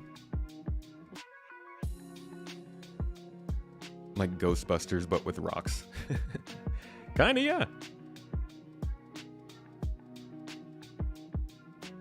You think how people are currently using the Reclaimer for multi-crew will give CIG a better idea of how other multi-crew ships should work? Yeah. It's nice that we're finally seeing an example of multi-crew gameplay. Like real multi-crew gameplay, and not just fire that missile. Shoot that turret. So that's changes to mining, updates on salvage, updates on resource management, life support, artificial gravity, vehicle tractor beams, all in features gameplay. Not bad. They're doing good work. Let's move on to features missions. The missions features teams spent the end of the year enacting improvements and bug fixes to missions for Alpha 3.18, including issues seen on YouTube, Twitch, Reddit, and Spectrum. Oh my gosh, you guys remember? We couldn't even get some of the bunker missions to finish in the 3.18 PTU. So that's good to hear. Using feedback from Evocati and Wave 1 PTU, they also implemented analytics events into time trial missions and began analyzing the results to balance the mission's target times. This data is also being used to determine the final unlock order for when mission progression is implemented. Have they ever mentioned mission progression? I know that's like a no duh, but usually it's like things aren't really real until they talk about it in the monthly report. Because we know about reputation and progression through reputation, but mission progression sounds almost like something that would have to do more with like maybe mission givers or something. Doing missions to unlock missions as opposed to just using reputation gates. We got a poll going on Twitch, by the way, making sure everybody collected their Red Festival goods. You get free stuff. The link has been dropped in chat, by the way. You get free stuff for just having a profile during this time, so go to the Robert Space Industries website and claim that.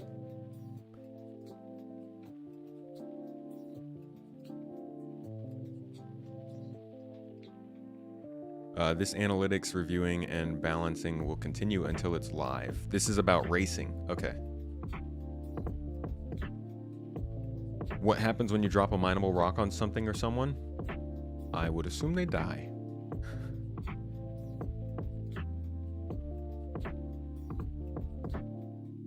You put about 3 hours into this game, so this is incredibly exciting for someone who knows nothing. Oh, Hero Vision, you're deep in it. If you're only 3 hours in and you're in here for this monthly report, hats off to you. This is like, for me, these are the hype pieces. The videos are great, but like the monthly reports are I feel like what really tells you kind of what the focus is over the next 6 months or so. You can look at a monthly report and know what's coming in 2 quarters. Obviously you don't know because like you can't predict it, but you have read it. If it's coming in 2 quarters, you've seen it in a monthly report. You just don't know it, you know? So, it's a fun place to be. Welcome. All right, for Security Post Korea, the team addressed an issue with a secret item not working correctly. They also changed the way the datapad on the security chief spawned and adjusted the turrets as they were responding too quickly. The trespass timer length was also increased. The team are currently looking into an issue with missions not generating for the Crusader mercenary scope and are continuing to investigate other known issues that have been raised. Can't wait for my video on it so you don't need to read. I started writing it today. So if we're lucky, it'll be done by the end of the week.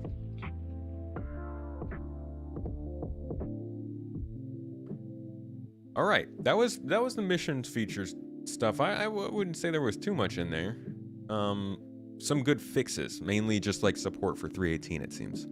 Moving on to vehicle features. The vehicle feature team worked towards porting the transit system to 318's new persistent tech system. Most of the core work was completed before the holidays, though some improvements continue to be implemented. Most recently, they allowed trains to slow down and wait for transit ahead of them on the track. Wait, what? So trains are no longer going to travel inside of one another, is what they're saying here. Now trains will be able to slow down and wait for the other train to leave the station before they come in.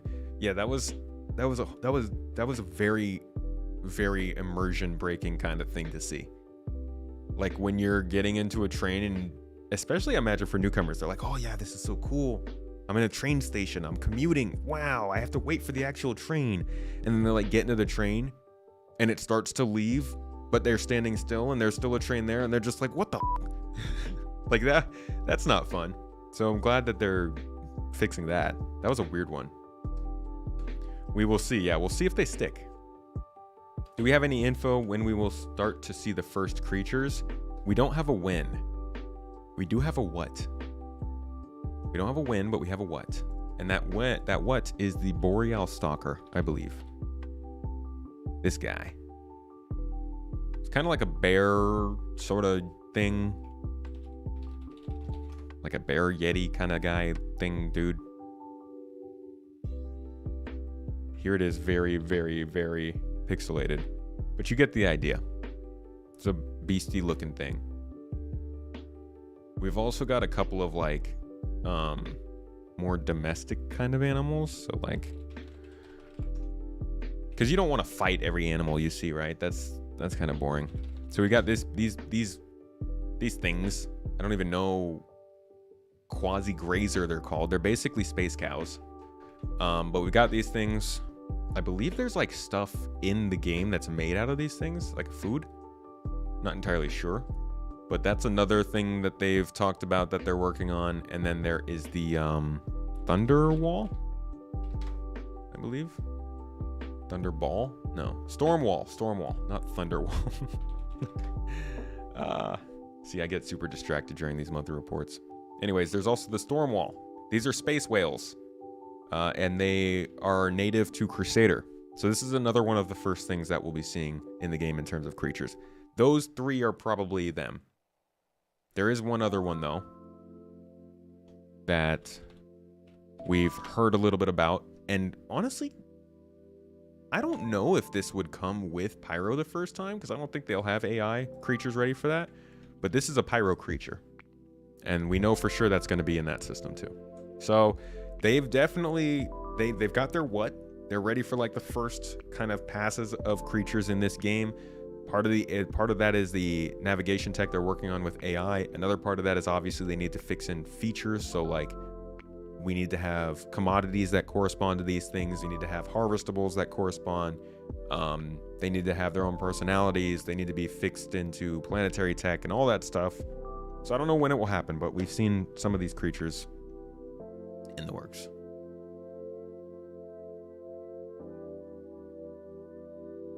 Do I think Starfield will be direct threat to Star Citizen? Nah. I do not. I think they will live harmoniously and in a joyous embrace. The Starfield's going to help Star Citizen. If there is any effect that Starfield has on this game, it will be a good one. It wouldn't make sense for... Because the problem with the space game genre isn't that there are good games and bad games. I mean, there are good games and bad games. That's not the problem. The problem is that there aren't enough games. So, like, if you look back over the last 10 years at space games that have come out compared to fantasy games, you'll get way outnumbered, whether it's an RTS or an MMO or an RPG or maybe not an FPS. But basically every type of game gets more fantasy than sci-fi. So like the overall gaming industry has just not been super space focused, right? Like if Starfield is a success, people are going to go play that game and be like, dang, they can actually make space games now. Are there more of these? And they're going to type in games like Star, and then maybe it'll autocomplete to Star Citizen. No, I mean, eventually they'll come across other games, whether it's No Man's Sky or Outer Wilds or Outer Worlds, Elite Dangerous or Space Engineers. I think Starfield's going to help all those games. Because Starfield's not trying to be those games, it's just trying to be a good space game. Any idea when we can expect new Lorville and new bunkers? I don't know.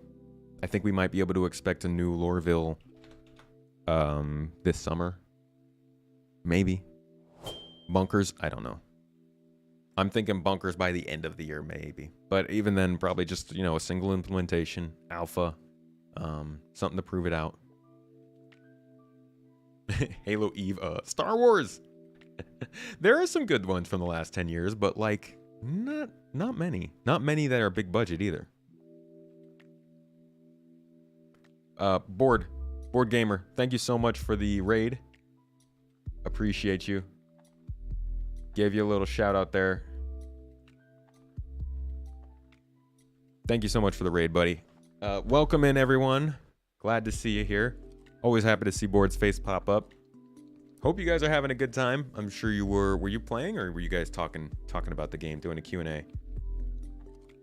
We are currently talking about the monthly report, going through it in hefty detail and getting wildly sidetracked. I hope you guys don't mind. But we're going over some of the new stuff they've talked about. Can I see toes in the chat? I've got toes in the chat coming from Mrs. Tomato. Who's taking up the cry? I swear, people who come in here for the first time, they're probably just like, why is he asking about our toes? Almost always talk. That's what I love about you, Board. I meant to say this the other day, or like a couple weeks ago when we were talking. I guess, we'll be on the show tomorrow. I completely forgot. Like 24 hours from now, we'll be doing a show together on Inforunners. But I was thinking, I was like, man, listening to Board talk about Star Citizen is like having it explained to you by a friend. It's really comfortable, So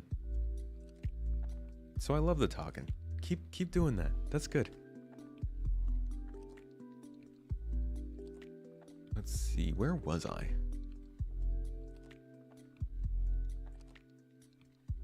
We didn't...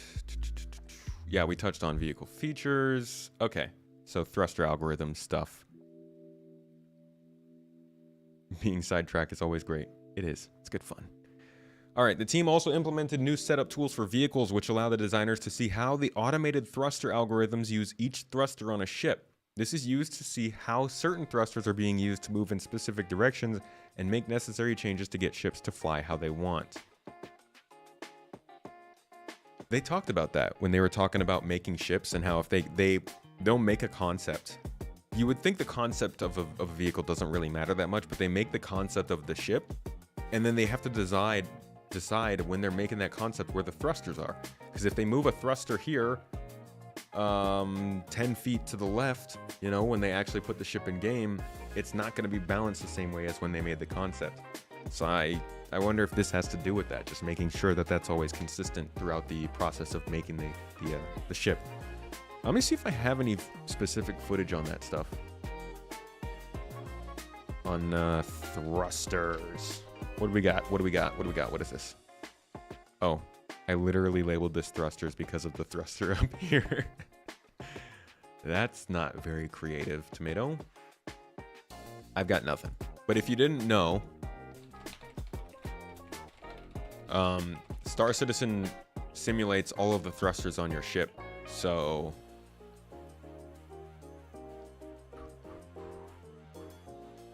if you watch the outside of your ship while you're moving around, you can see the thrusters rotating and counteracting your movements and all that stuff. I could have sworn they had a design doc on it, but maybe, yeah, design notes. Almost certain that they had something on this, but whatever. The point is, there are different types of thrusters in the game, and they're modeled all physically on your ship, so their location and size are actually pretty important. And if you've seen my recent video, I did one about how the flight model is changing. It talks about how they are changing the way that the thrusters sort of work in terms of heat buildup. So when they introduced the resource management, which we talked about, where was that? Right here? Yeah, resource management. One of those things is heat. I forgot to mention that. So if your heat is building up in your thrusters, they start to take damage, they don't work as well, you're gonna have trouble flying. And if you're using the wrong thrusters to hover in place, you're gonna have trouble hovering. So when people complain about ships being able to sit pointing straight down or upside down or at weird angles and not look like they're actually in the air, that's where this starts to come in. They start to say, hey, your ship can't do that for more than 5 seconds, so move your ship. Or they say, your ship has overheated, so you're going to start sinking now. And hopefully they will improve the VFX to kind of show that kind of stuff as well. VFX and SFX. Because when ships are just floating like that, it still doesn't look right, even if they're failing. Death by thrusters coming soon. Yeah, we got to get affected by heat, you know? I'm trying to get charred by my thruster. Charred tomat.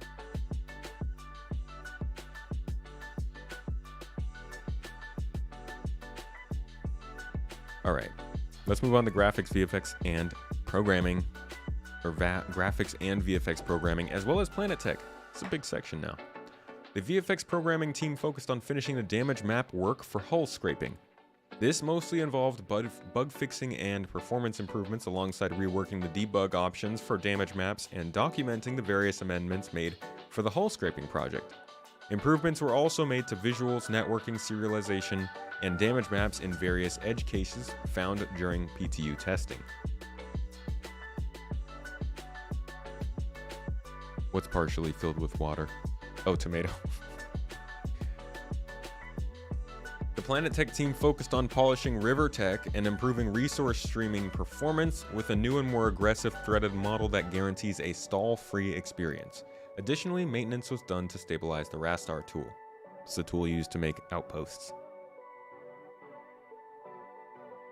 Yes, it is. You can erase your account from the PTU on the website. I don't know if that's a new addition, but I've been doing it over the last couple months.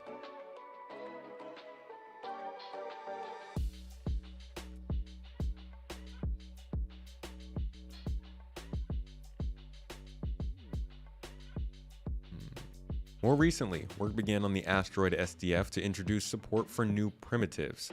The team also progressed with hardware-assisted terrain instancing to improve the CPU submission time footprint. The SDF is the signed distance field, so I'm assuming more details on asteroids. I'm not sure exactly how that works. New year, new death counter? Nah, we stick with the same deaths. We're gonna keep going. You can't erase your account, it just keeps flickering.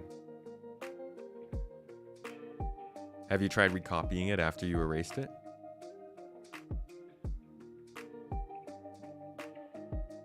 You just need asteroid bases. Would love to hear more about those asteroid facilities they were talking about before. A new local space for terrain vertices representation was introduced, which will improve floating point precisions and accelerate other internal operations. Finally, the team began looking at off-screen techniques to achieve a localized water simulation model for water object interactions. Huh. I'm always very... I don't even know how to describe my feelings about things that involve water. I'm like, where is this going? Is what I really want to know when it comes to water stuff.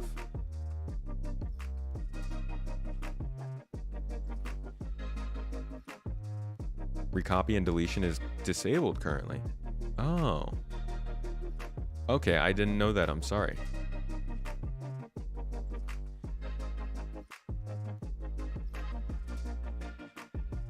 Vulcan likely won't be worked on until boarding sabotage content is delivered. I hope we get the Vulcan soon. I really like that ship. All right, moving on to lighting. Throughout November and December, the lighting team completed day and night lighting passes for the time trial racetracks. They also continued to improve all lighting aspects of the colonial outposts. This involves a lot of interior and exterior work to ensure that they fit the environment and create the intended cold or cozy feeling within the buildings. After small changes were made to the Jumptown Dynamic event, a lighting pass was done on a few areas to bring them back up to the current standard and ensure that the new additions fit the existing theme.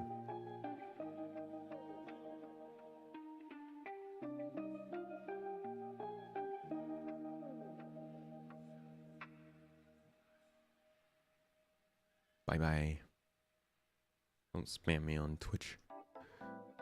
In-game branding in Montreal.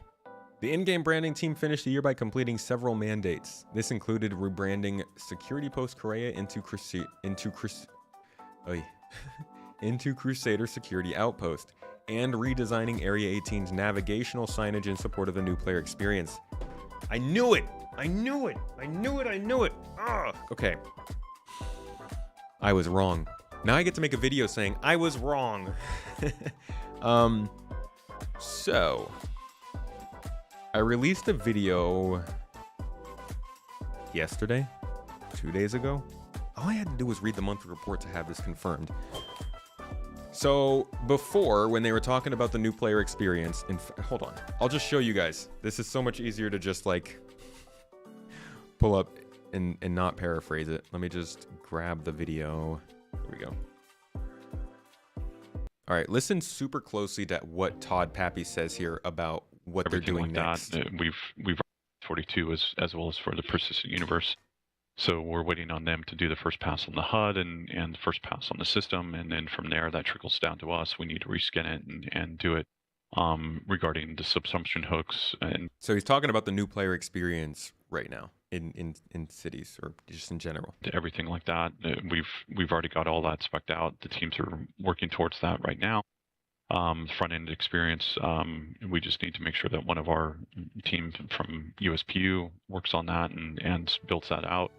Then there's all the signage and everything like that in our landing zones. Our branding team is going through and looking at that experience and doing the test on Area 18 at first, and then we'll be taking that to Lorville, New Babbage, and Horizon. Okay, you guys all heard that, right? I'm gonna play that last part again because I works on that and builds that out. Then there's all the signage and everything like that in our landing zones. Our branding team is going through and signage on the landing zones from the branding team.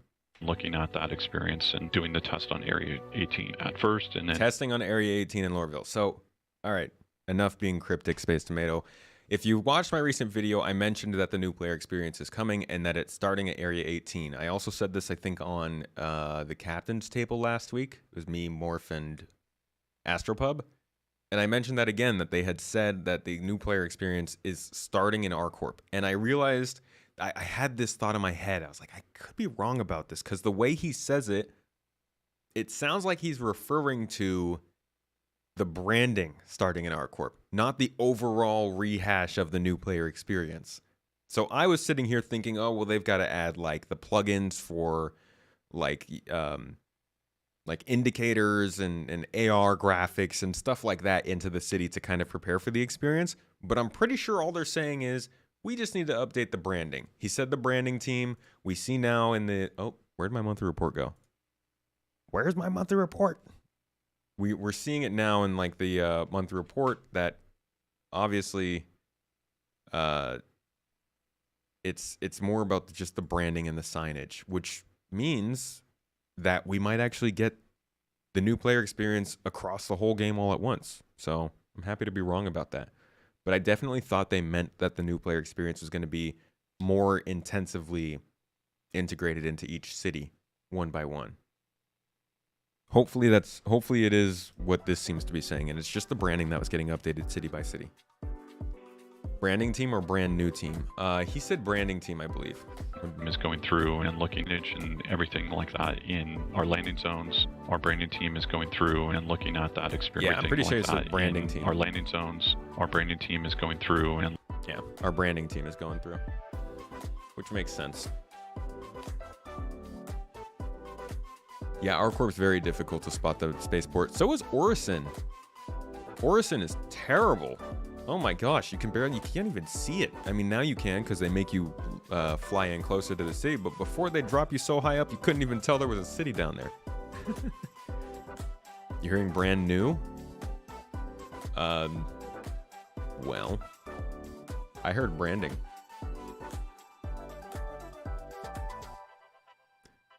Let's see, anyways. The in-game branding team finished the year by completing several mandates. This included rebranding Security Post Korea into... We already said that. Alongside the environment, narrative, and marketing teams, in-game branding developed and implemented the visual identity for last year's Drake-themed IAE event. As well as working directly on in-game locations and events, the team continued to develop a catalog with guidelines for each in-game brand. The goal of this The goal of this upcoming internal tool is to make it easier for everyone, from production to marketing, to oh, God, I read that terribly. Let's try this again. The goal of this upcoming internal tool is to make it easier for everyone, from production to marketing, to access information from Star Citizen's in-fiction companies and improve consistency across the project. Wouldn't it be awesome if each of these in-fiction companies had a website? They had like an about, our team, work for us. You go to their website and you'd go to the jobs place and it just lets you sign up for in-game missions from oh god, that would be so cool. I love those kinds of like what do they call those? What do they call that advertising campaign when they kind of like bring the movie or game out of the movie or game? They did it with like District 9. I can't remember what they call it, but that would be cool advertising.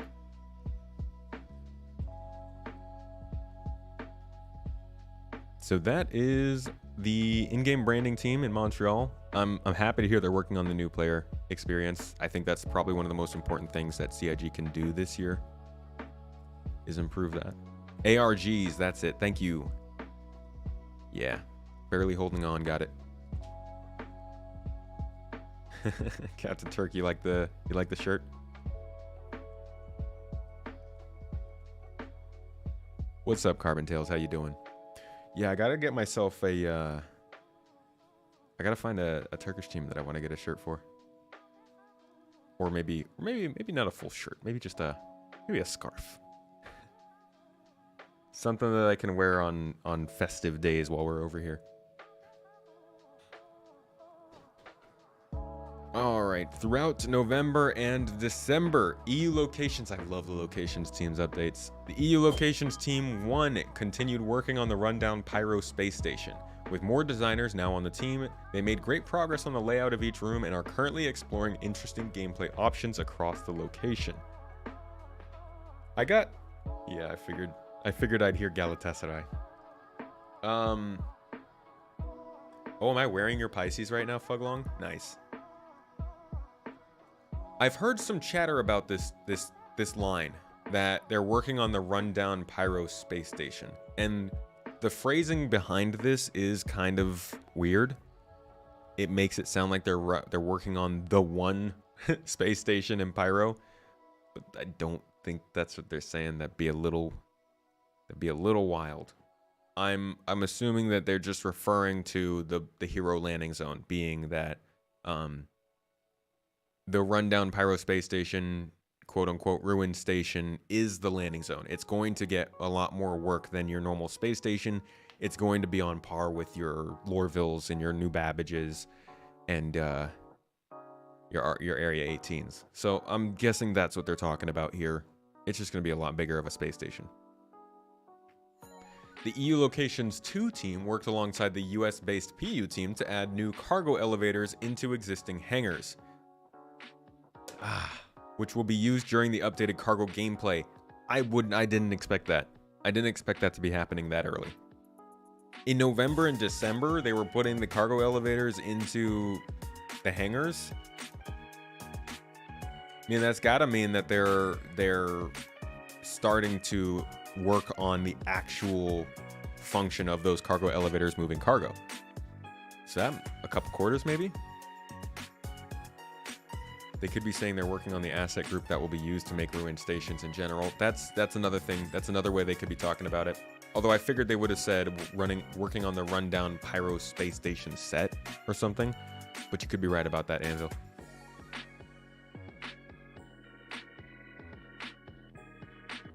Pre-production of the local law office location began, which will be essential for several upcoming gameplay loops. They also worked on IAE and the new player experience. Again, more new player experience stuff, which is good. The latter of which involved improving existing landing zones for new visitors. So clearly, they're not going one city at a time. Now that we can see the locations team themselves are working on all the cities at once. So locations team's working on it. Branding team must have gone city by city. You know, I'm guessing locations also did. But it's good to hear more talk about the new player experience, and the local law office is going to be interesting. That will likely include things like advocacy missions, maybe coming from mission givers like Eddie Parr. Or no, sorry, Eddie Parr is bartender. Something Bautista. There are two advocacy agents that are mission givers in Stanton, I believe. So they might be there. This is where you'll probably be taking bounties once you get them and apprehend them, because we can't just kill them all the time anymore. And you know, other missions coming out of the law office. They talked about several possible upcoming gameplay loops. Let's look at some of their possible gameplay loops and see if we can pin any of them to a law office. Let's see, security. Maybe. I guess security could work. Kidnapping would probably work with bounty hunting. Which is up here. So bounty hunting, security, and yeah, what else would come out of a law office?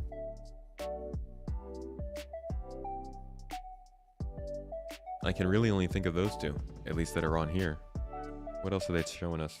Kidnapping, hauling, smuggling, theft, bounty hunting, emergency response, mining, espionage, security, salvage, medicine, assassination, hired muscle. Yeah, I can't think of that many that would.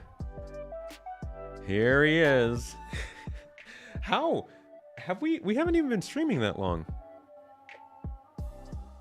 What am I missing here? That must have been There he is! an hour and a half. There he is. Yeah. Reliable. Super reliable. I think the mule is in the lore. The mole is flyable in game. I'm sorry, what? Did I miss something?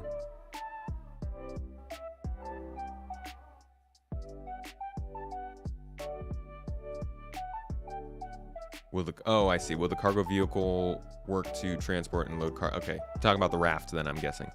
No, you might be talking about the mule.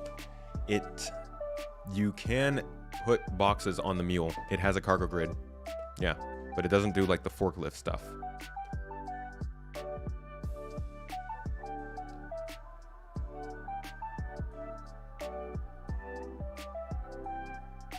Yeah, people were asking mule or mole. All right. What else do we have here? EU Sandbox 2 team wrapped up the year with further exploration and experimentation for the underground facilities. That's not great to hear. To be honest. I kind of was... Okay, no, that's November and December. Let's wait until we hear the January monthly report and hear what's going on with underground facilities. I was hoping that by the time we heard about them in the new year, they would be in the production stage as opposed to still kind of trying to figure out the concepts behind them. But this isn't the new year. So let's see what they're saying in January and February, and maybe they'll be further along in a good place. Is there a mule that mines? I think there was a mining mule, but it was a robot. That's the one I meant from lore. There's a rock. You mean the rock? Let me pull that up. That's kind of like a buggy. It's a ground vehicle that mines. This old guy right here? Okay, that's not a good view. This guy? That thing little driving away from the ship?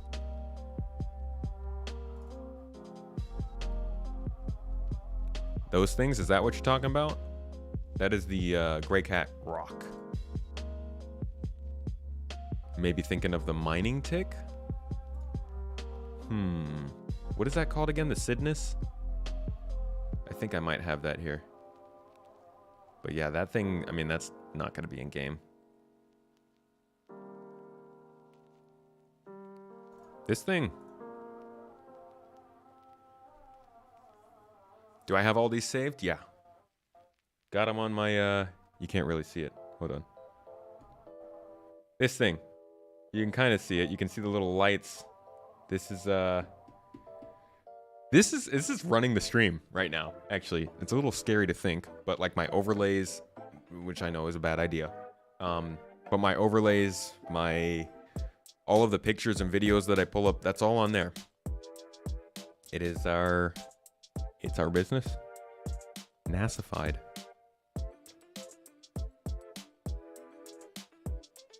Yeah, you might have been talking about the Sidnus mining robot.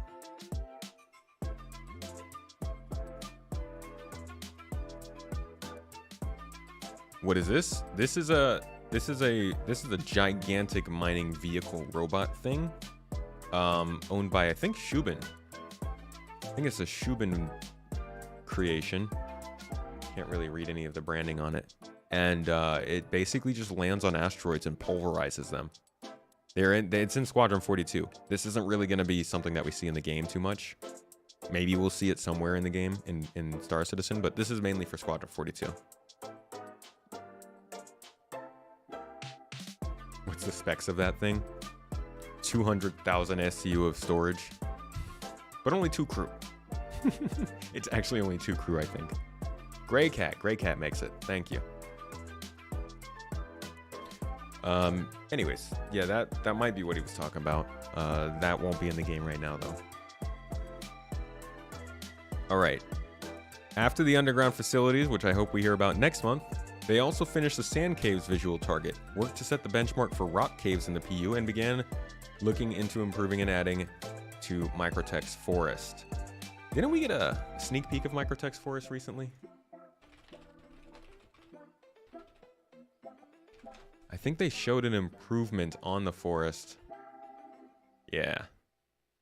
Because everybody was thinking, like, where could this be? We don't have any other planets that have a surface like this, and we know that there's nowhere in Pyro with a surface like this. And they couldn't possibly be showing us this stuff with Nyx, so I'm assuming these are the forest improvements they're talking about at Microtech, and this looks a lot better. The trees themselves look much better texture-wise, scatter-wise. The ground cover looks a little bit better. Still not amazing. It's still like just bare dirt. But this is a good improvement on Microtech, and I'm happy to see that these assets are continuing to improve over time, even though they're not the newest and greatest thing. You know, this is just because the locations team's working on the forest doesn't mean the Planet Tech team isn't working on Pyro and Nyx. So that's cool. It's also good to hear that they're setting the benchmark for the rock caves. In addition to sand caves, which we've gotten, which we will be getting in 3.18. I can pull up a couple quick clips for you there so you can see what those look like. They are amazing. They're really well done. They are beautiful, much better looking than the rock caves, much more vertical. You get a lot bit more of a cavernous feel to them, although they are smaller. They're not as expansive in scale. So better made, not as big. But that's what they are putting in 3.18. They will also be working on acidic caves, ice caves, and acidic. I think it's acidic caves and ice caves. I believe we're going to have sand caves, rock caves, acidic caves, and ice caves by the time they are all done working on this stuff. And I think that's probably not till later in the year, towards the end of the year, that we start to see another type of cave besides rock and sand. But it's part of what they're doing right now to try and diversify these ground locations. And you know, once these locations are done, then the content teams can come in and start to use them for missions and NPC hideouts and weapons stashes and stuff like that. So they're building out the locations for future content. We do need grappling hooks. We need something to help us get out of those. All right, on to the narrative team. These guys are fun. Towards the end of the year, the narrative team assisted with the new Security Post Korea and Klesher Rehab mission content. They then coordinated with design on the new time trial racing missions. Along with mission text, narrative introduced WildStar Racing into Star Citizen lore to create an organization responsible for arranging the races. Narrative team said their backstory is that they began as a group of racing enthusiasts who would share vids of themselves racing on their favorite local tracks. Sounds like some people we know. Since then, they have grown into a sanctioned racing organization specializing in rally tracks and are widely focused on as an affordable proving ground for amateur racers to work towards competing in high-profile leagues.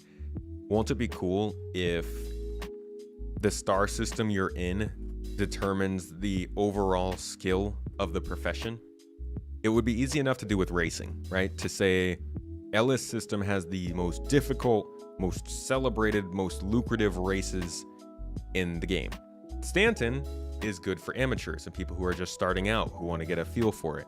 Maybe the Magnus system has a couple of races that are really good, but there's no official league, so you have to go somewhere else afterward. Like, wouldn't it be cool if they started to split up these professions in terms of skill level? Not quite level gating systems, but just saying, hey, if you go to that system, you're prepared for this various type of gameplay. It's like if I go to Pyro for bounty hunting, things are a lot more difficult than Stanton, or if I go to Banshee for exploration, it's a lot harder, or it's a lot easier to find maybe not interesting derelicts and stuff because not as many people are out there. That's kind of, I think, what they're talking about with the quantum simulation. But I'm gonna wait until I see it before I decide that really would be happening. Not really? Wouldn't be cool? No, that's fair. They need to make it where you can use a multi-tool tractor beam to pull you up out of the holes. Wonder if that would be reasonable. Do you think we will ever see quantum mining? I had this wild dream where I was skimming a comet in quantum collecting rare minerals. Well, that sounds hard. I don't know if we'll ever have that. That's heavy skill. I wouldn't be doing that kind of mining. For future patches, Narrative began planning new mining and salvage missions, which will help expand the career choices available through the contract manager. Work also continued on investigation missions, which with several new mysteries for players to solve being developed. Additionally, the team discussed sandbox mission content, where players will continue missions in the universe without accepting a specific contract beforehand. That's a very nice paragraph of text. I'm I'm really loving that paragraph because we get a confirmation that mining and salvage are finally going to get added to the contract manager, which could mean reputation, which could mean payouts, which could mean you don't have to go and mine. You don't have to go and mine Quantanium to get paid. That means that maybe we'll actually get contracts to mine a certain material, and we'll just get paid like a good amount for that. So mining missions is an A+. That's great to hear. Salvage missions coming in so soon after the profession is also good to hear. These are not only doing that kind of stuff I was saying before, but also makes it very easy to tell a newcomer, hey, look in your contract manager. Here are the things that you can do. Try this out to get a feel for it.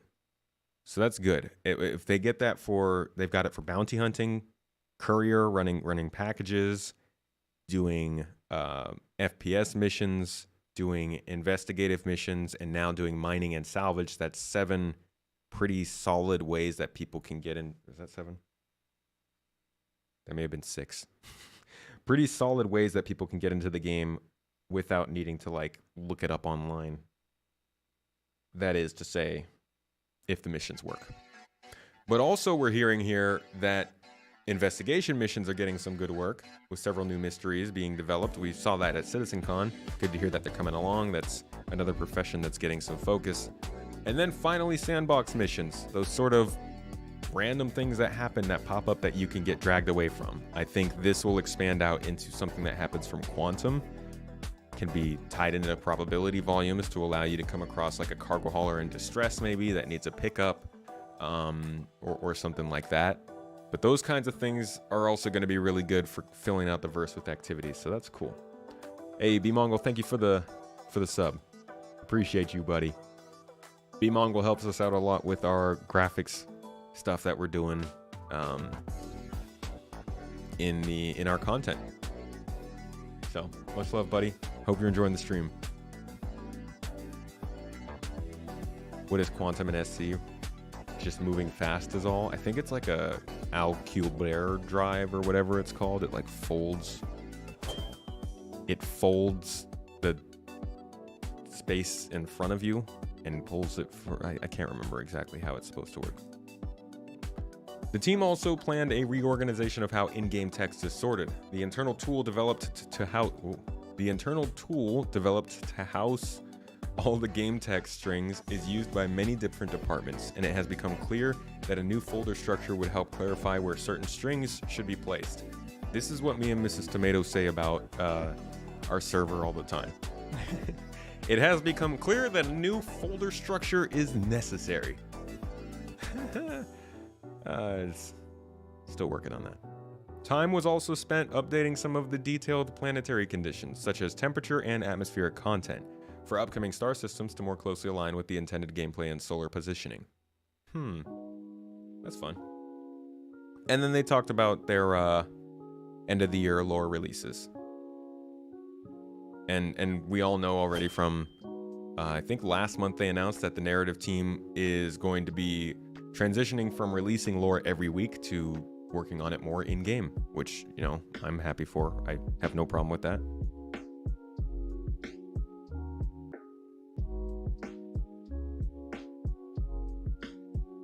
Oh yeah, cargo missions would be good too. But at least there's courier missions to introduce people to it. Alright, the Interactables team continued their work on Pyro, creating more advanced and unique assets, including stalls that can be found in the rundown station. Hopefully these are assets that we can move to other star systems as well, guys, huh? Striker Pones, thank you so much for the sub. Using that Prime. Appreciate your support. It keeps you calm during a hectic day of work. Glad to help, dude.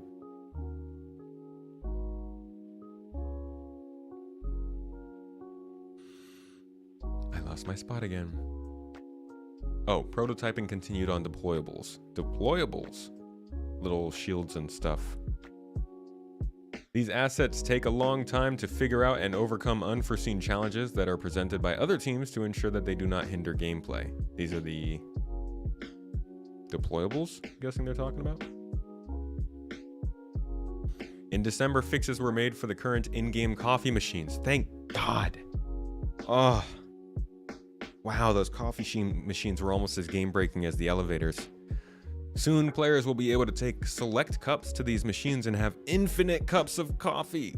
We have overcome the corporate tyranny in 2953. Infinite coffee. Too bad I hate coffee. Let's switch it up with hot chocolate, right?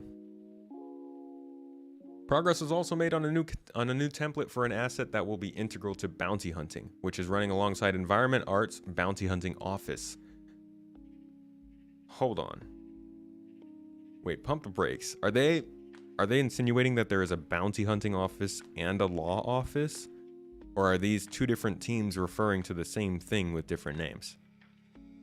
It's gotta be two different teams, just calling the same thing different things, right? There's no way that we have a local law office and a bounty hunting office. Does that make sense? And maybe that does make sense. Maybe I've never been involved in bounty hunting. I don't know how they work. Maybe they're separate from law offices. Yeah, hot cocoa definitely needs love. You're sort of new to caring about viewing quality on Twitch. Is there a setting or something you're missing that you can't view the stream is anything higher than 720? You should be able to view the stream in 1080p on Twitch. Can anybody else on Twitch confirm? Is it only coming through on 720? Because that should be wrong.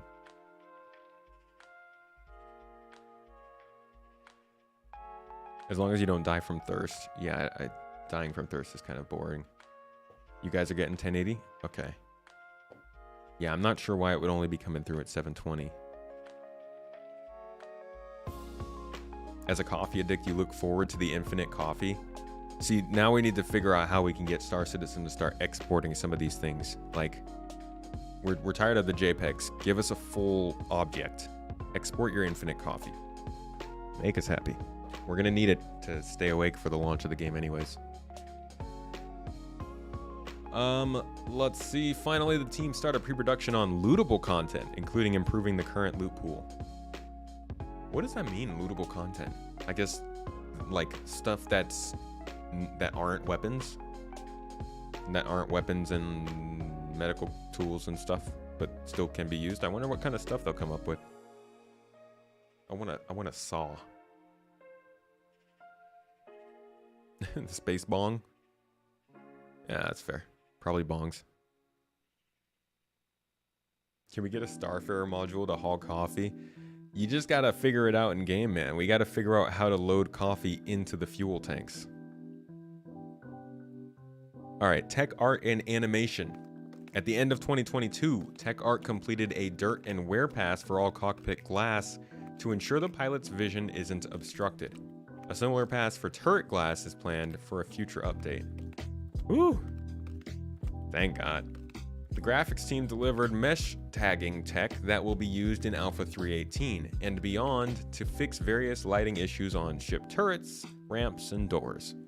This enables the devs to tag a mesh that moves between zones to receive interior, exterior, and automatic transition lighting.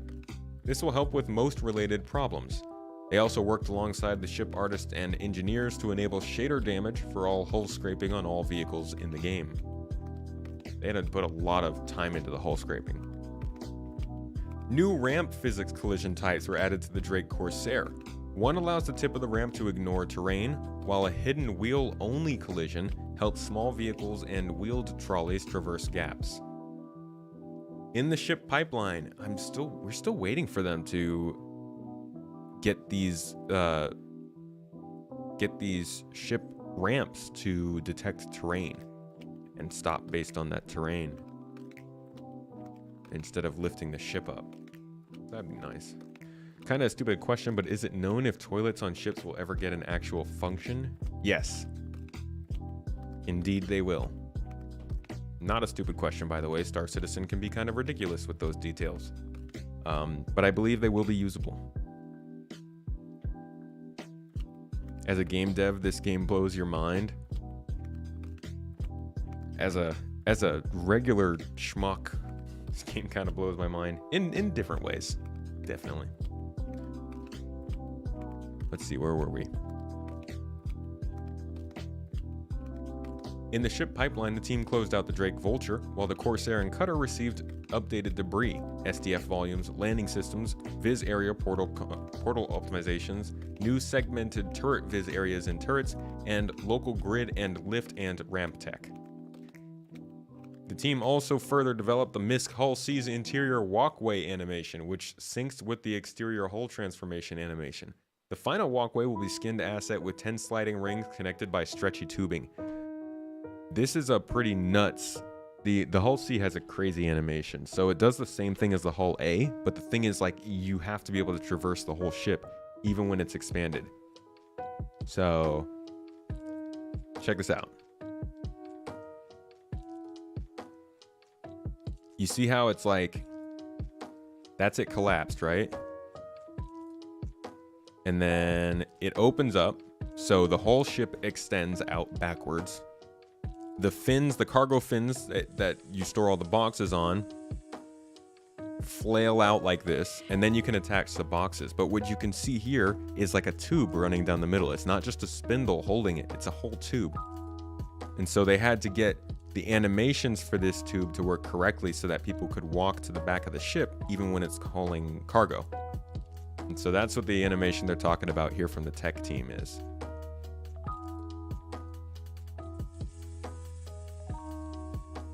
You'd love to code for CIG, but the depth of logic to fix all their issues is what blows your mind. They have a lot of issues. That's the last required thing to finish the Hull C. I don't know. I hope so, but I don't know. Do you think we'll see the Hull C this year? I think it's up in the air. It can really go either way. I don't think the work on the Hull C is what will hold us back from seeing it. Doesn't the whole D&E have a train? I don't know. No, I think it's really just like the Bangle that has the train. How this thing can land if fully loaded? That's the thing, it can't. So the only Hull series ships that can land on the ground are the Hull A, which we already have, and the Hull B, which is obviously in between the two.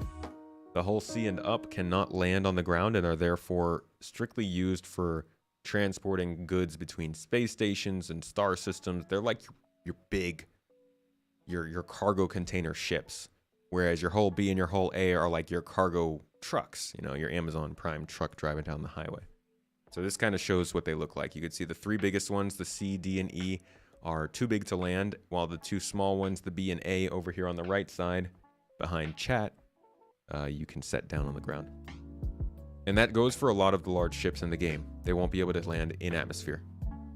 They'll be able to land on a surface in 0G, which the larger hulls can't do, but that's a whole other thing.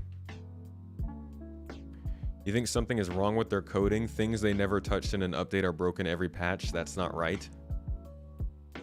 Yeah, they have a lot of code that's at least the way I understand it. When you're working on a lot of code in a program, sometimes you'll put something in and it breaks something else that's completely unrelated. That sounds like it was pretty standard. I mean, when I tried to do coding, that's how it would work.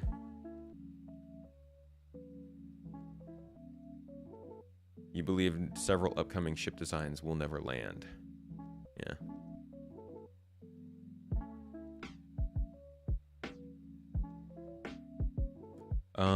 Let's see, where were we? Tech Animation spent the year's latter months focused on head asset processing. They said, "We've been taking some long overdue actors and starting the internal processing procedures to create their likenesses. This includes creating over 78 scans per head asset and processing them to their neutral head asset. Some of these actors were scanned over 7 years ago on the main shoot for Squadron 42, so they look quite different these days." Oh boy. That's a kind of weird problem to run into, huh? Oh, hey. I see. You don't have that ear anymore. Should we... Like, what do you do? Do you model them without... What do you... Which look do you go with? The old one or the new one? Yeah, they can all land when empty.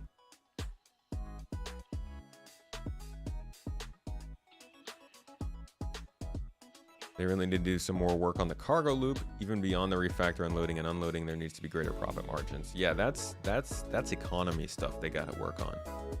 For sure. Do I think we'll ever see base building? Absolutely. They've already confirmed we will. If yes, estimate the year. You know that's a bad idea. Come on now. Stray links. We're all going to feel pain if we estimate a year. But okay, why not? I'm going to go with 2025. And that doesn't mean like build a full featured base. I think by 2025 we'll be able to plop something down on the ground. Maybe it's just a small like mining thing that just mines in place for you. Maybe it's a single room type of thing. But I do think that we'll be able to at least plop something down in 2025. Mrs. Tomato saying, don't estimate.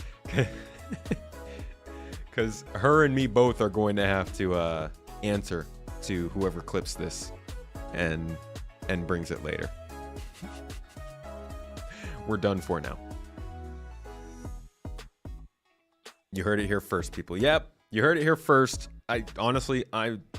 Let's make this clear. I'm nobody special, okay? I'm just another person who's throwing out an estimate. I think base building is a really kind of iffy sort of thing because we don't know what the dependents are for base building to come in. Like some things are like it's very clear that we would need one thing to get a certain feature, but with base building I really don't know. I think the biggest thing would be server meshing so that when we are spawning something in the game it's not overloading the server, and then an actual UI for them to help us work it. But yeah, 25 might be too early. Prolific CIG insider. Oh gosh. You're curious about the referral program rewards after the Aegis Javelin. Do you think they'll actually add anything, Hawks? I'm wondering if they are just gonna leave it as is. An official spokesman. You guys are ridiculous. It's so funny when people come up to me and they're like, hey, why haven't you guys finished the game? I'm like, you guys? Since when was I getting... Why was I getting included in that?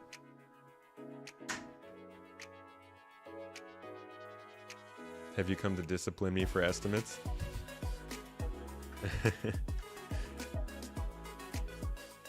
Get that info to re-edit. Somebody write it down. All right, let's see. So we were just talking about the complex scans of these actors. I think that's really funny that they're like, hey, these people are 7 years older than they were before. This dude doesn't have, like, is an actor going to come back and be like, don't put me in with gray hair. All right, when you guys hired me for this, I was strapping. I was not salt and pepper, although salt and pepper, you know, you can work it. Gotta say, Pedro Pascal, Last of Us 2, he's doing it. Yeah, he's getting it. It's good stuff. Let's move on from that, though, shall we? The team takes these complex scans and breaks them down into individual muscle movements and applies them to the facial rig asset, ultimately including them in the gene pool to give more variety to the heads and faces seen in game. Does that allow them to just give people custom animations in game? Are you basically giving them your likeness to add into scenes, even if you didn't act them out?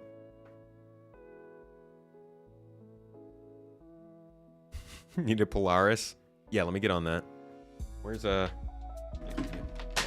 shoot. Yeah, hello, Chris. Yeah, no. We're super happy about the coffee. Yeah, for sure. Oh, coffee cups. We'll leave them in the forest. It's gonna be great, dude. Yeah, no. They want the Polaris. Yeah, buddy.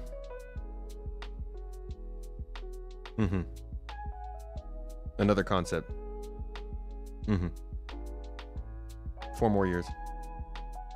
Soon. Okay, yeah. After the next yacht. Okay, sure. Ow. Throwing slippers at me. I'm talking to Chris, okay? He said he wants a ship for the water that's as big as the Polaris before. It makes sense. No problem, Chris. I'll let him know. Thank you. Yeah. All right. See you at breakfast. Bye. Yeah. No problem. I gotta. I think I think he understands where we're coming from. I think he's gonna make it happen. Don't worry. Biodegradable coffee cups. I didn't ask him about that. He's talking about all this coffee, and I'm not even making sure he's being responsible about it. Jeez. While you're on with Chris asking about the referral program. Hey, Chris, when's the next referral? I don't even know what I would want. Give me a Pico ball. All right, let's get back to the actual monthly report. Jeez, tomato. The online services team spent the majority of November and December on Alpha 3.18 stabilization, performance improvements, and bug fixing. Time was also spent with the DevOps publishing team, production tuning the new services and new graph database used by persistent entity streaming.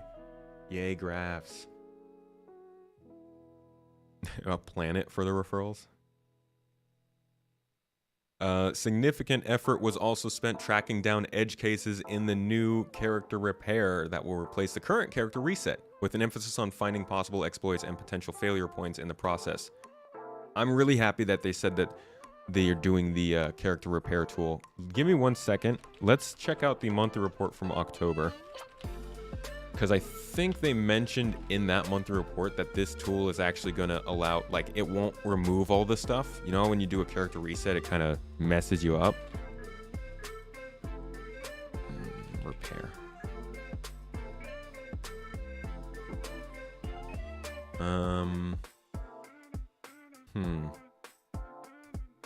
No, it's not here. Maybe it was September. I thought they detailed how it would work, but I might be remembering wrong. Will it give you your sub items back though? Does the reset not do that? Yeah, I might be remembering wrong. Maybe they didn't talk about how it works. I could have sworn that I remember them saying that the repair tool would be less painful than the reset tool. Anno, thank you for him being around. Appreciate you. Thanks for modding. Catch you around, buddy. Have a good dinner.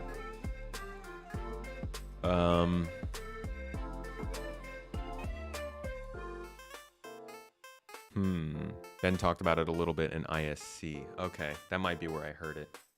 I do hope it helps, because the reset tool can be painful at times.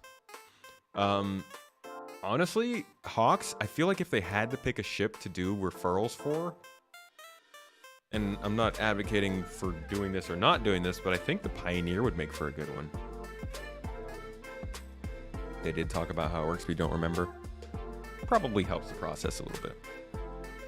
All right, the Live Tools team focused on developing features related to persistent entity streaming, including the new login flow module implemented in the Network Operations Center. Now users can manage entitlements directly through Hex, which is a major step forward and has nothing to do with us. Another tool related to persistent, well, okay, it has to do with us, but we don't do it. Another tool related to persistent entity streaming is the entity. Did I just say persistent entity screaming? Because that's what I was doing the whole first week of PTU. Ba-dum. That was, come on, that was good. I like that one. She's not even laughing. No, it's fake. It's fake. Stop it. Where was I? The Entity Graph tool was further developed and implemented. This module offers the ability to search and visualize the various entities attached to a player or an account and the associated details. Those new modules provide more versatility to Hex and contribute to making it a powerful tool for investigations and issue solving. You know, I think I actually have footage of Hex, by the way.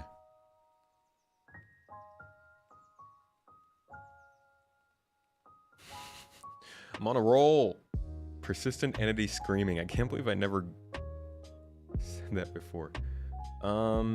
So I believe this is Hex. Yeah. So the only time I remember seeing Hex was when they were showing off the quantum economy simulation the first time. And you can see up in the top left-hand corner here, it's Hex. So, oh, wait, no, you can't see that. Hold on. I'm just gonna drag this down. Oh, nope, that didn't work.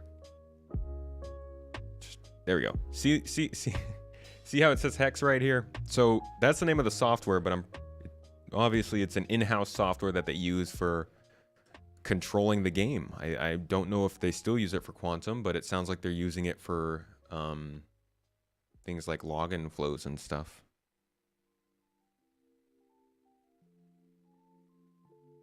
Can you borrow Prospector before the wipe to try mining? Absolutely, Doctor. If you are in our org, in our Discord server, it should be down below in the stream description. Hit that up. Hop on there and literally just type it in. I need a Prospector, and you'll get one. Can't hear me? Stop deciding the sound and let the people decide how loud. What? I've not touched the volume in like an hour and a half.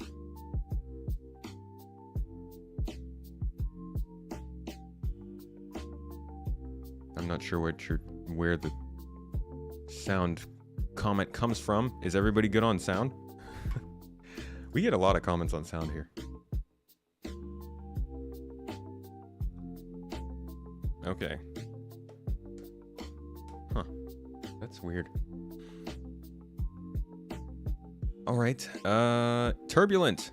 On the web platform front, rather. The end of 2022 saw Turbulent added to the Alexandria tool library with a new module called Grid. Oh, I loved that game. The Grid tool the Grid tool gives content creators another way to present information and was first used in the Luminalia calendar. The team also progressed well with the SSV project, which provides the ability to adjust the color palette of any themes. They had to say, this tremendously complex project saw the dev and design teams come together in the most creative ways. Happy to hear it. They also continued to work on the manufacturing library, this time adding Origin JumpWorks. Isn't Hex a Quanta thing? Yeah, that's what I was showing. So this is the quantum economy like you can see that it says quantum in the upper corner, so you know that that's what it must be running. And then the software itself is called Hex, but it does sound like they've got it being worked on for for persistent entity streaming, user entitlements. I'm not exactly sure how they correspond, but you know, that's why I don't make the game.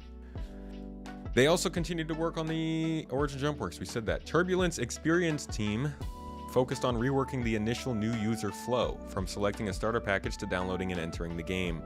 Oh, whoa. Hold the phone. Wait a second. All the way from selecting a starter package to downloading and entering the game. How many people ran into, like, had some trouble with getting all of that figured out?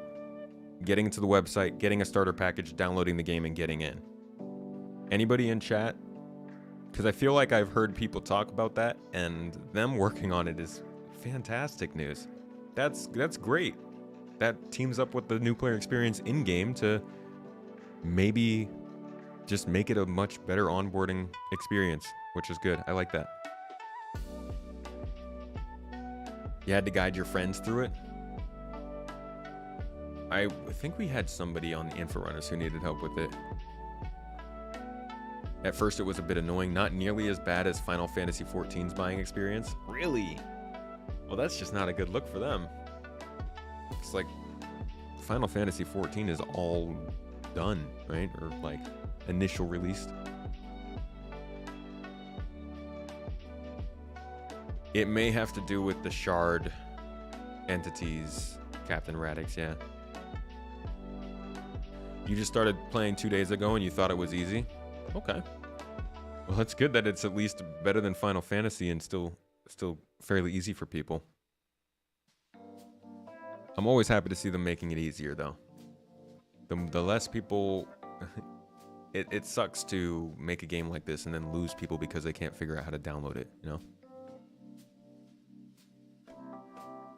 Let's see, the community team continued to polish the community hub with a majority of the new features set to be released in early 2023, including better connection to large events and player-generated content. We'll probably start using that when it gets a little bit more polished, I think.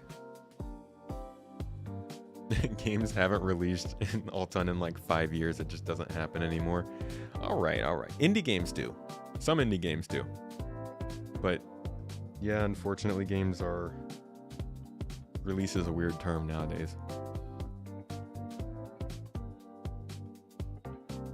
Finally, for Turbulent, the architecture team put numerous hours into the PHP 8 upgrade. After 6 months in the making, it hit the production environment and was warmly welcomed by the wider development team. Honestly, I wish I could warmly welcome it, but I don't really know. I don't know where it comes from. Or I don't know what it is. Persistence Existence episode at 8:02. You can check that out. Persistence... Insistence? Existence. Persistence Existence. That sounds like it was back here.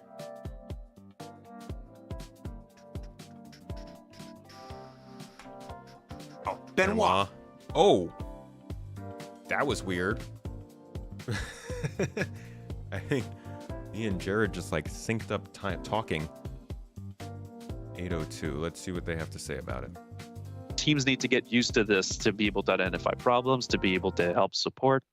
We have a bunch of new tools that we're also working in the last stretch here to allow game support to help players that have issues. Character repair is something that we're starting to work on. Mind the word here is not character reset, but character repair, which is something that we can now do that we could not do before. So that will allow us to not, just destroy people's inventories and items, but really go and fix one issue so that they can keep playing. So we're trying to get that in before we launch it because we think that would be very beneficial for if there are corruption events again. We're trying to. The technology is made to not have those, but look, better safe than sorry. So it does sound like something that's like more modular kind of. It sounds kind of like the same way that they split up the progress wipes when they did updates, how they split it into 3 different categories. Maybe it sounds like they can repair your character in one specific area without messing up your inventories. But it does sound like you might not get back your sub items if you do a repair, because unless maybe you can select specifically which parts are being reset and you select your sub items. That might be something. Am I going to warmly welcome GGJ? What is GGJ? Whole episode is chock full of nuggets that are relevant to the PTU. I'm going to have to listen to that episode again. Thank you for the recommendation, Jin. All right, last segment, VFX. I am very distraught that there was no UI segment in this one, but I guess we'll see next month. I like hearing about UI. Through November and December, the VFX team worked through tasks for Alpha 3.18. This included putting the finishing touches to new vehicles and lots of task pool and snag list fixes and tweaks. They also continued to support salvage effects, making adjustments after seeing some inconsistencies in backer footage of PTU Wave 1. VFX also began to plan for the overwhelming but necessary restructuring of their generic effects library. These libraries contain the most commonly used effects, including smoke, steam, and sparks, and have become too bloated over the years. In the months ahead, the team will be reducing the number of individual effects living in the libraries while making visual improvements as they go along. Yes! I was about to say, I really hope they improve them and get them up to current standards, because some of them could use some work. I'd also really like to see thruster effects and explosions be bumped up a little bit. Maybe not bumped up, but diversified. You'd settle for an insured item terminal where you can just buy your subscriber items for free, for a fee. Yeah, that would be great, Sketch. That's a great idea. I think that's going to happen at some point, so I look forward to that. 318 break-in devs. 318 sounds like a ton of work. I mean, even a lot of the points made on this monthly report had to do with 318. So that patch is a beast, and I think it's good forewarning for what kind of timetable we might expect when we're doing testing for 4.0 and server meshing. You might see some very extended periods of testing. So I wanted to go back to this picture of the mining just to see if I was missing anything, if there was anything new here to tell us about gameplay changes, but I'm not seeing anything. I don't see anything here that's different from what we're already doing. So they might have just put a quick picture of mining in there just to show that you're doing some different mining. It looks like it's a rock that spawned next to Port Olisar, so it's probably just a testing scenario. It is a red rock. I don't know if that's different from before, but overall, nothing different with this picture. So that's the monthly report. That is November and December development progress that they made as a company. And there's a ton of great stuff here. I mean, we always say that the monthly report is a pretty solid sign of what's going on in the next 2 to 3 quarters.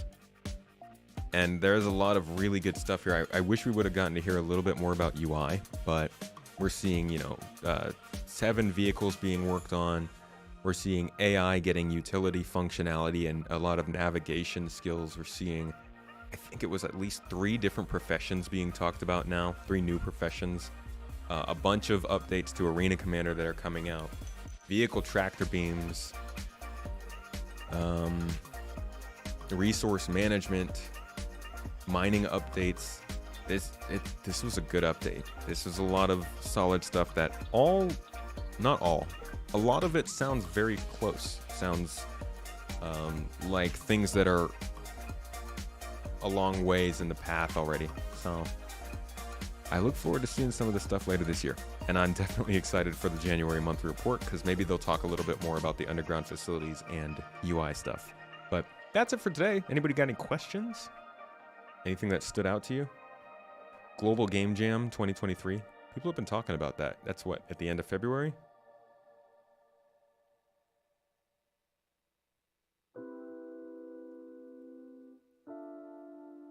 Oh, Ravixi just got in here.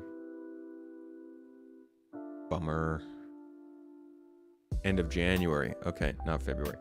Yeah, well, I gotta look into that. See what that's all about.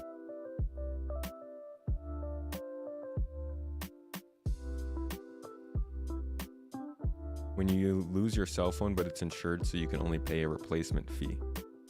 Yeah, that would be good for sub items. Roy McAvoy, hello, 07. How you doing?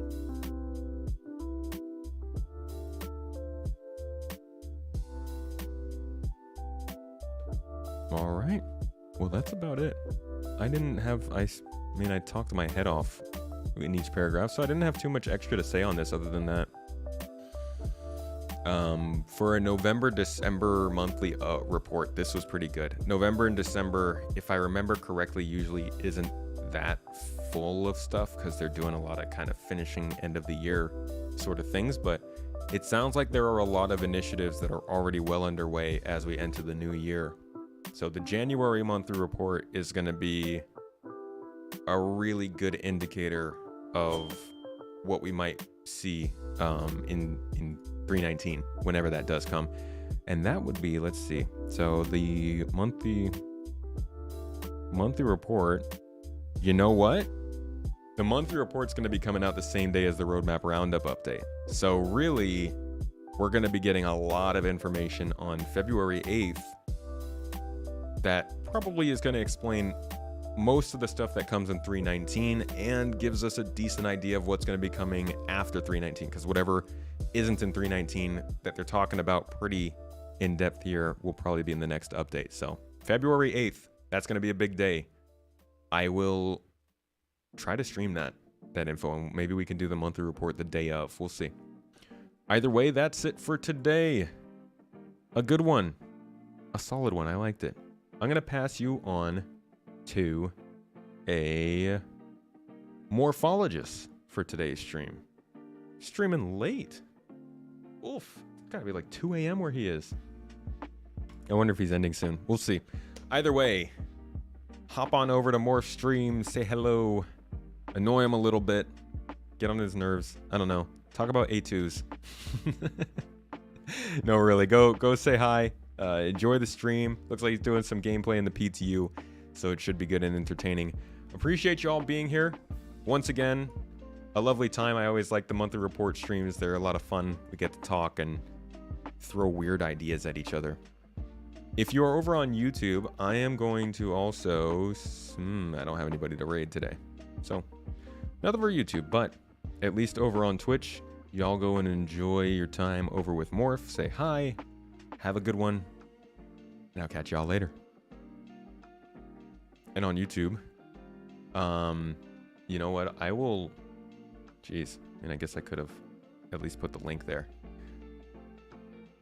Appreciate y'all being here, though. And for any of you who just showed up, I'm sorry. It's kind of a bummer, but I'll see you on Wednesday. Come hang out. Let's play the game a little bit. And with nothing more, catch y'all later. Have a good one.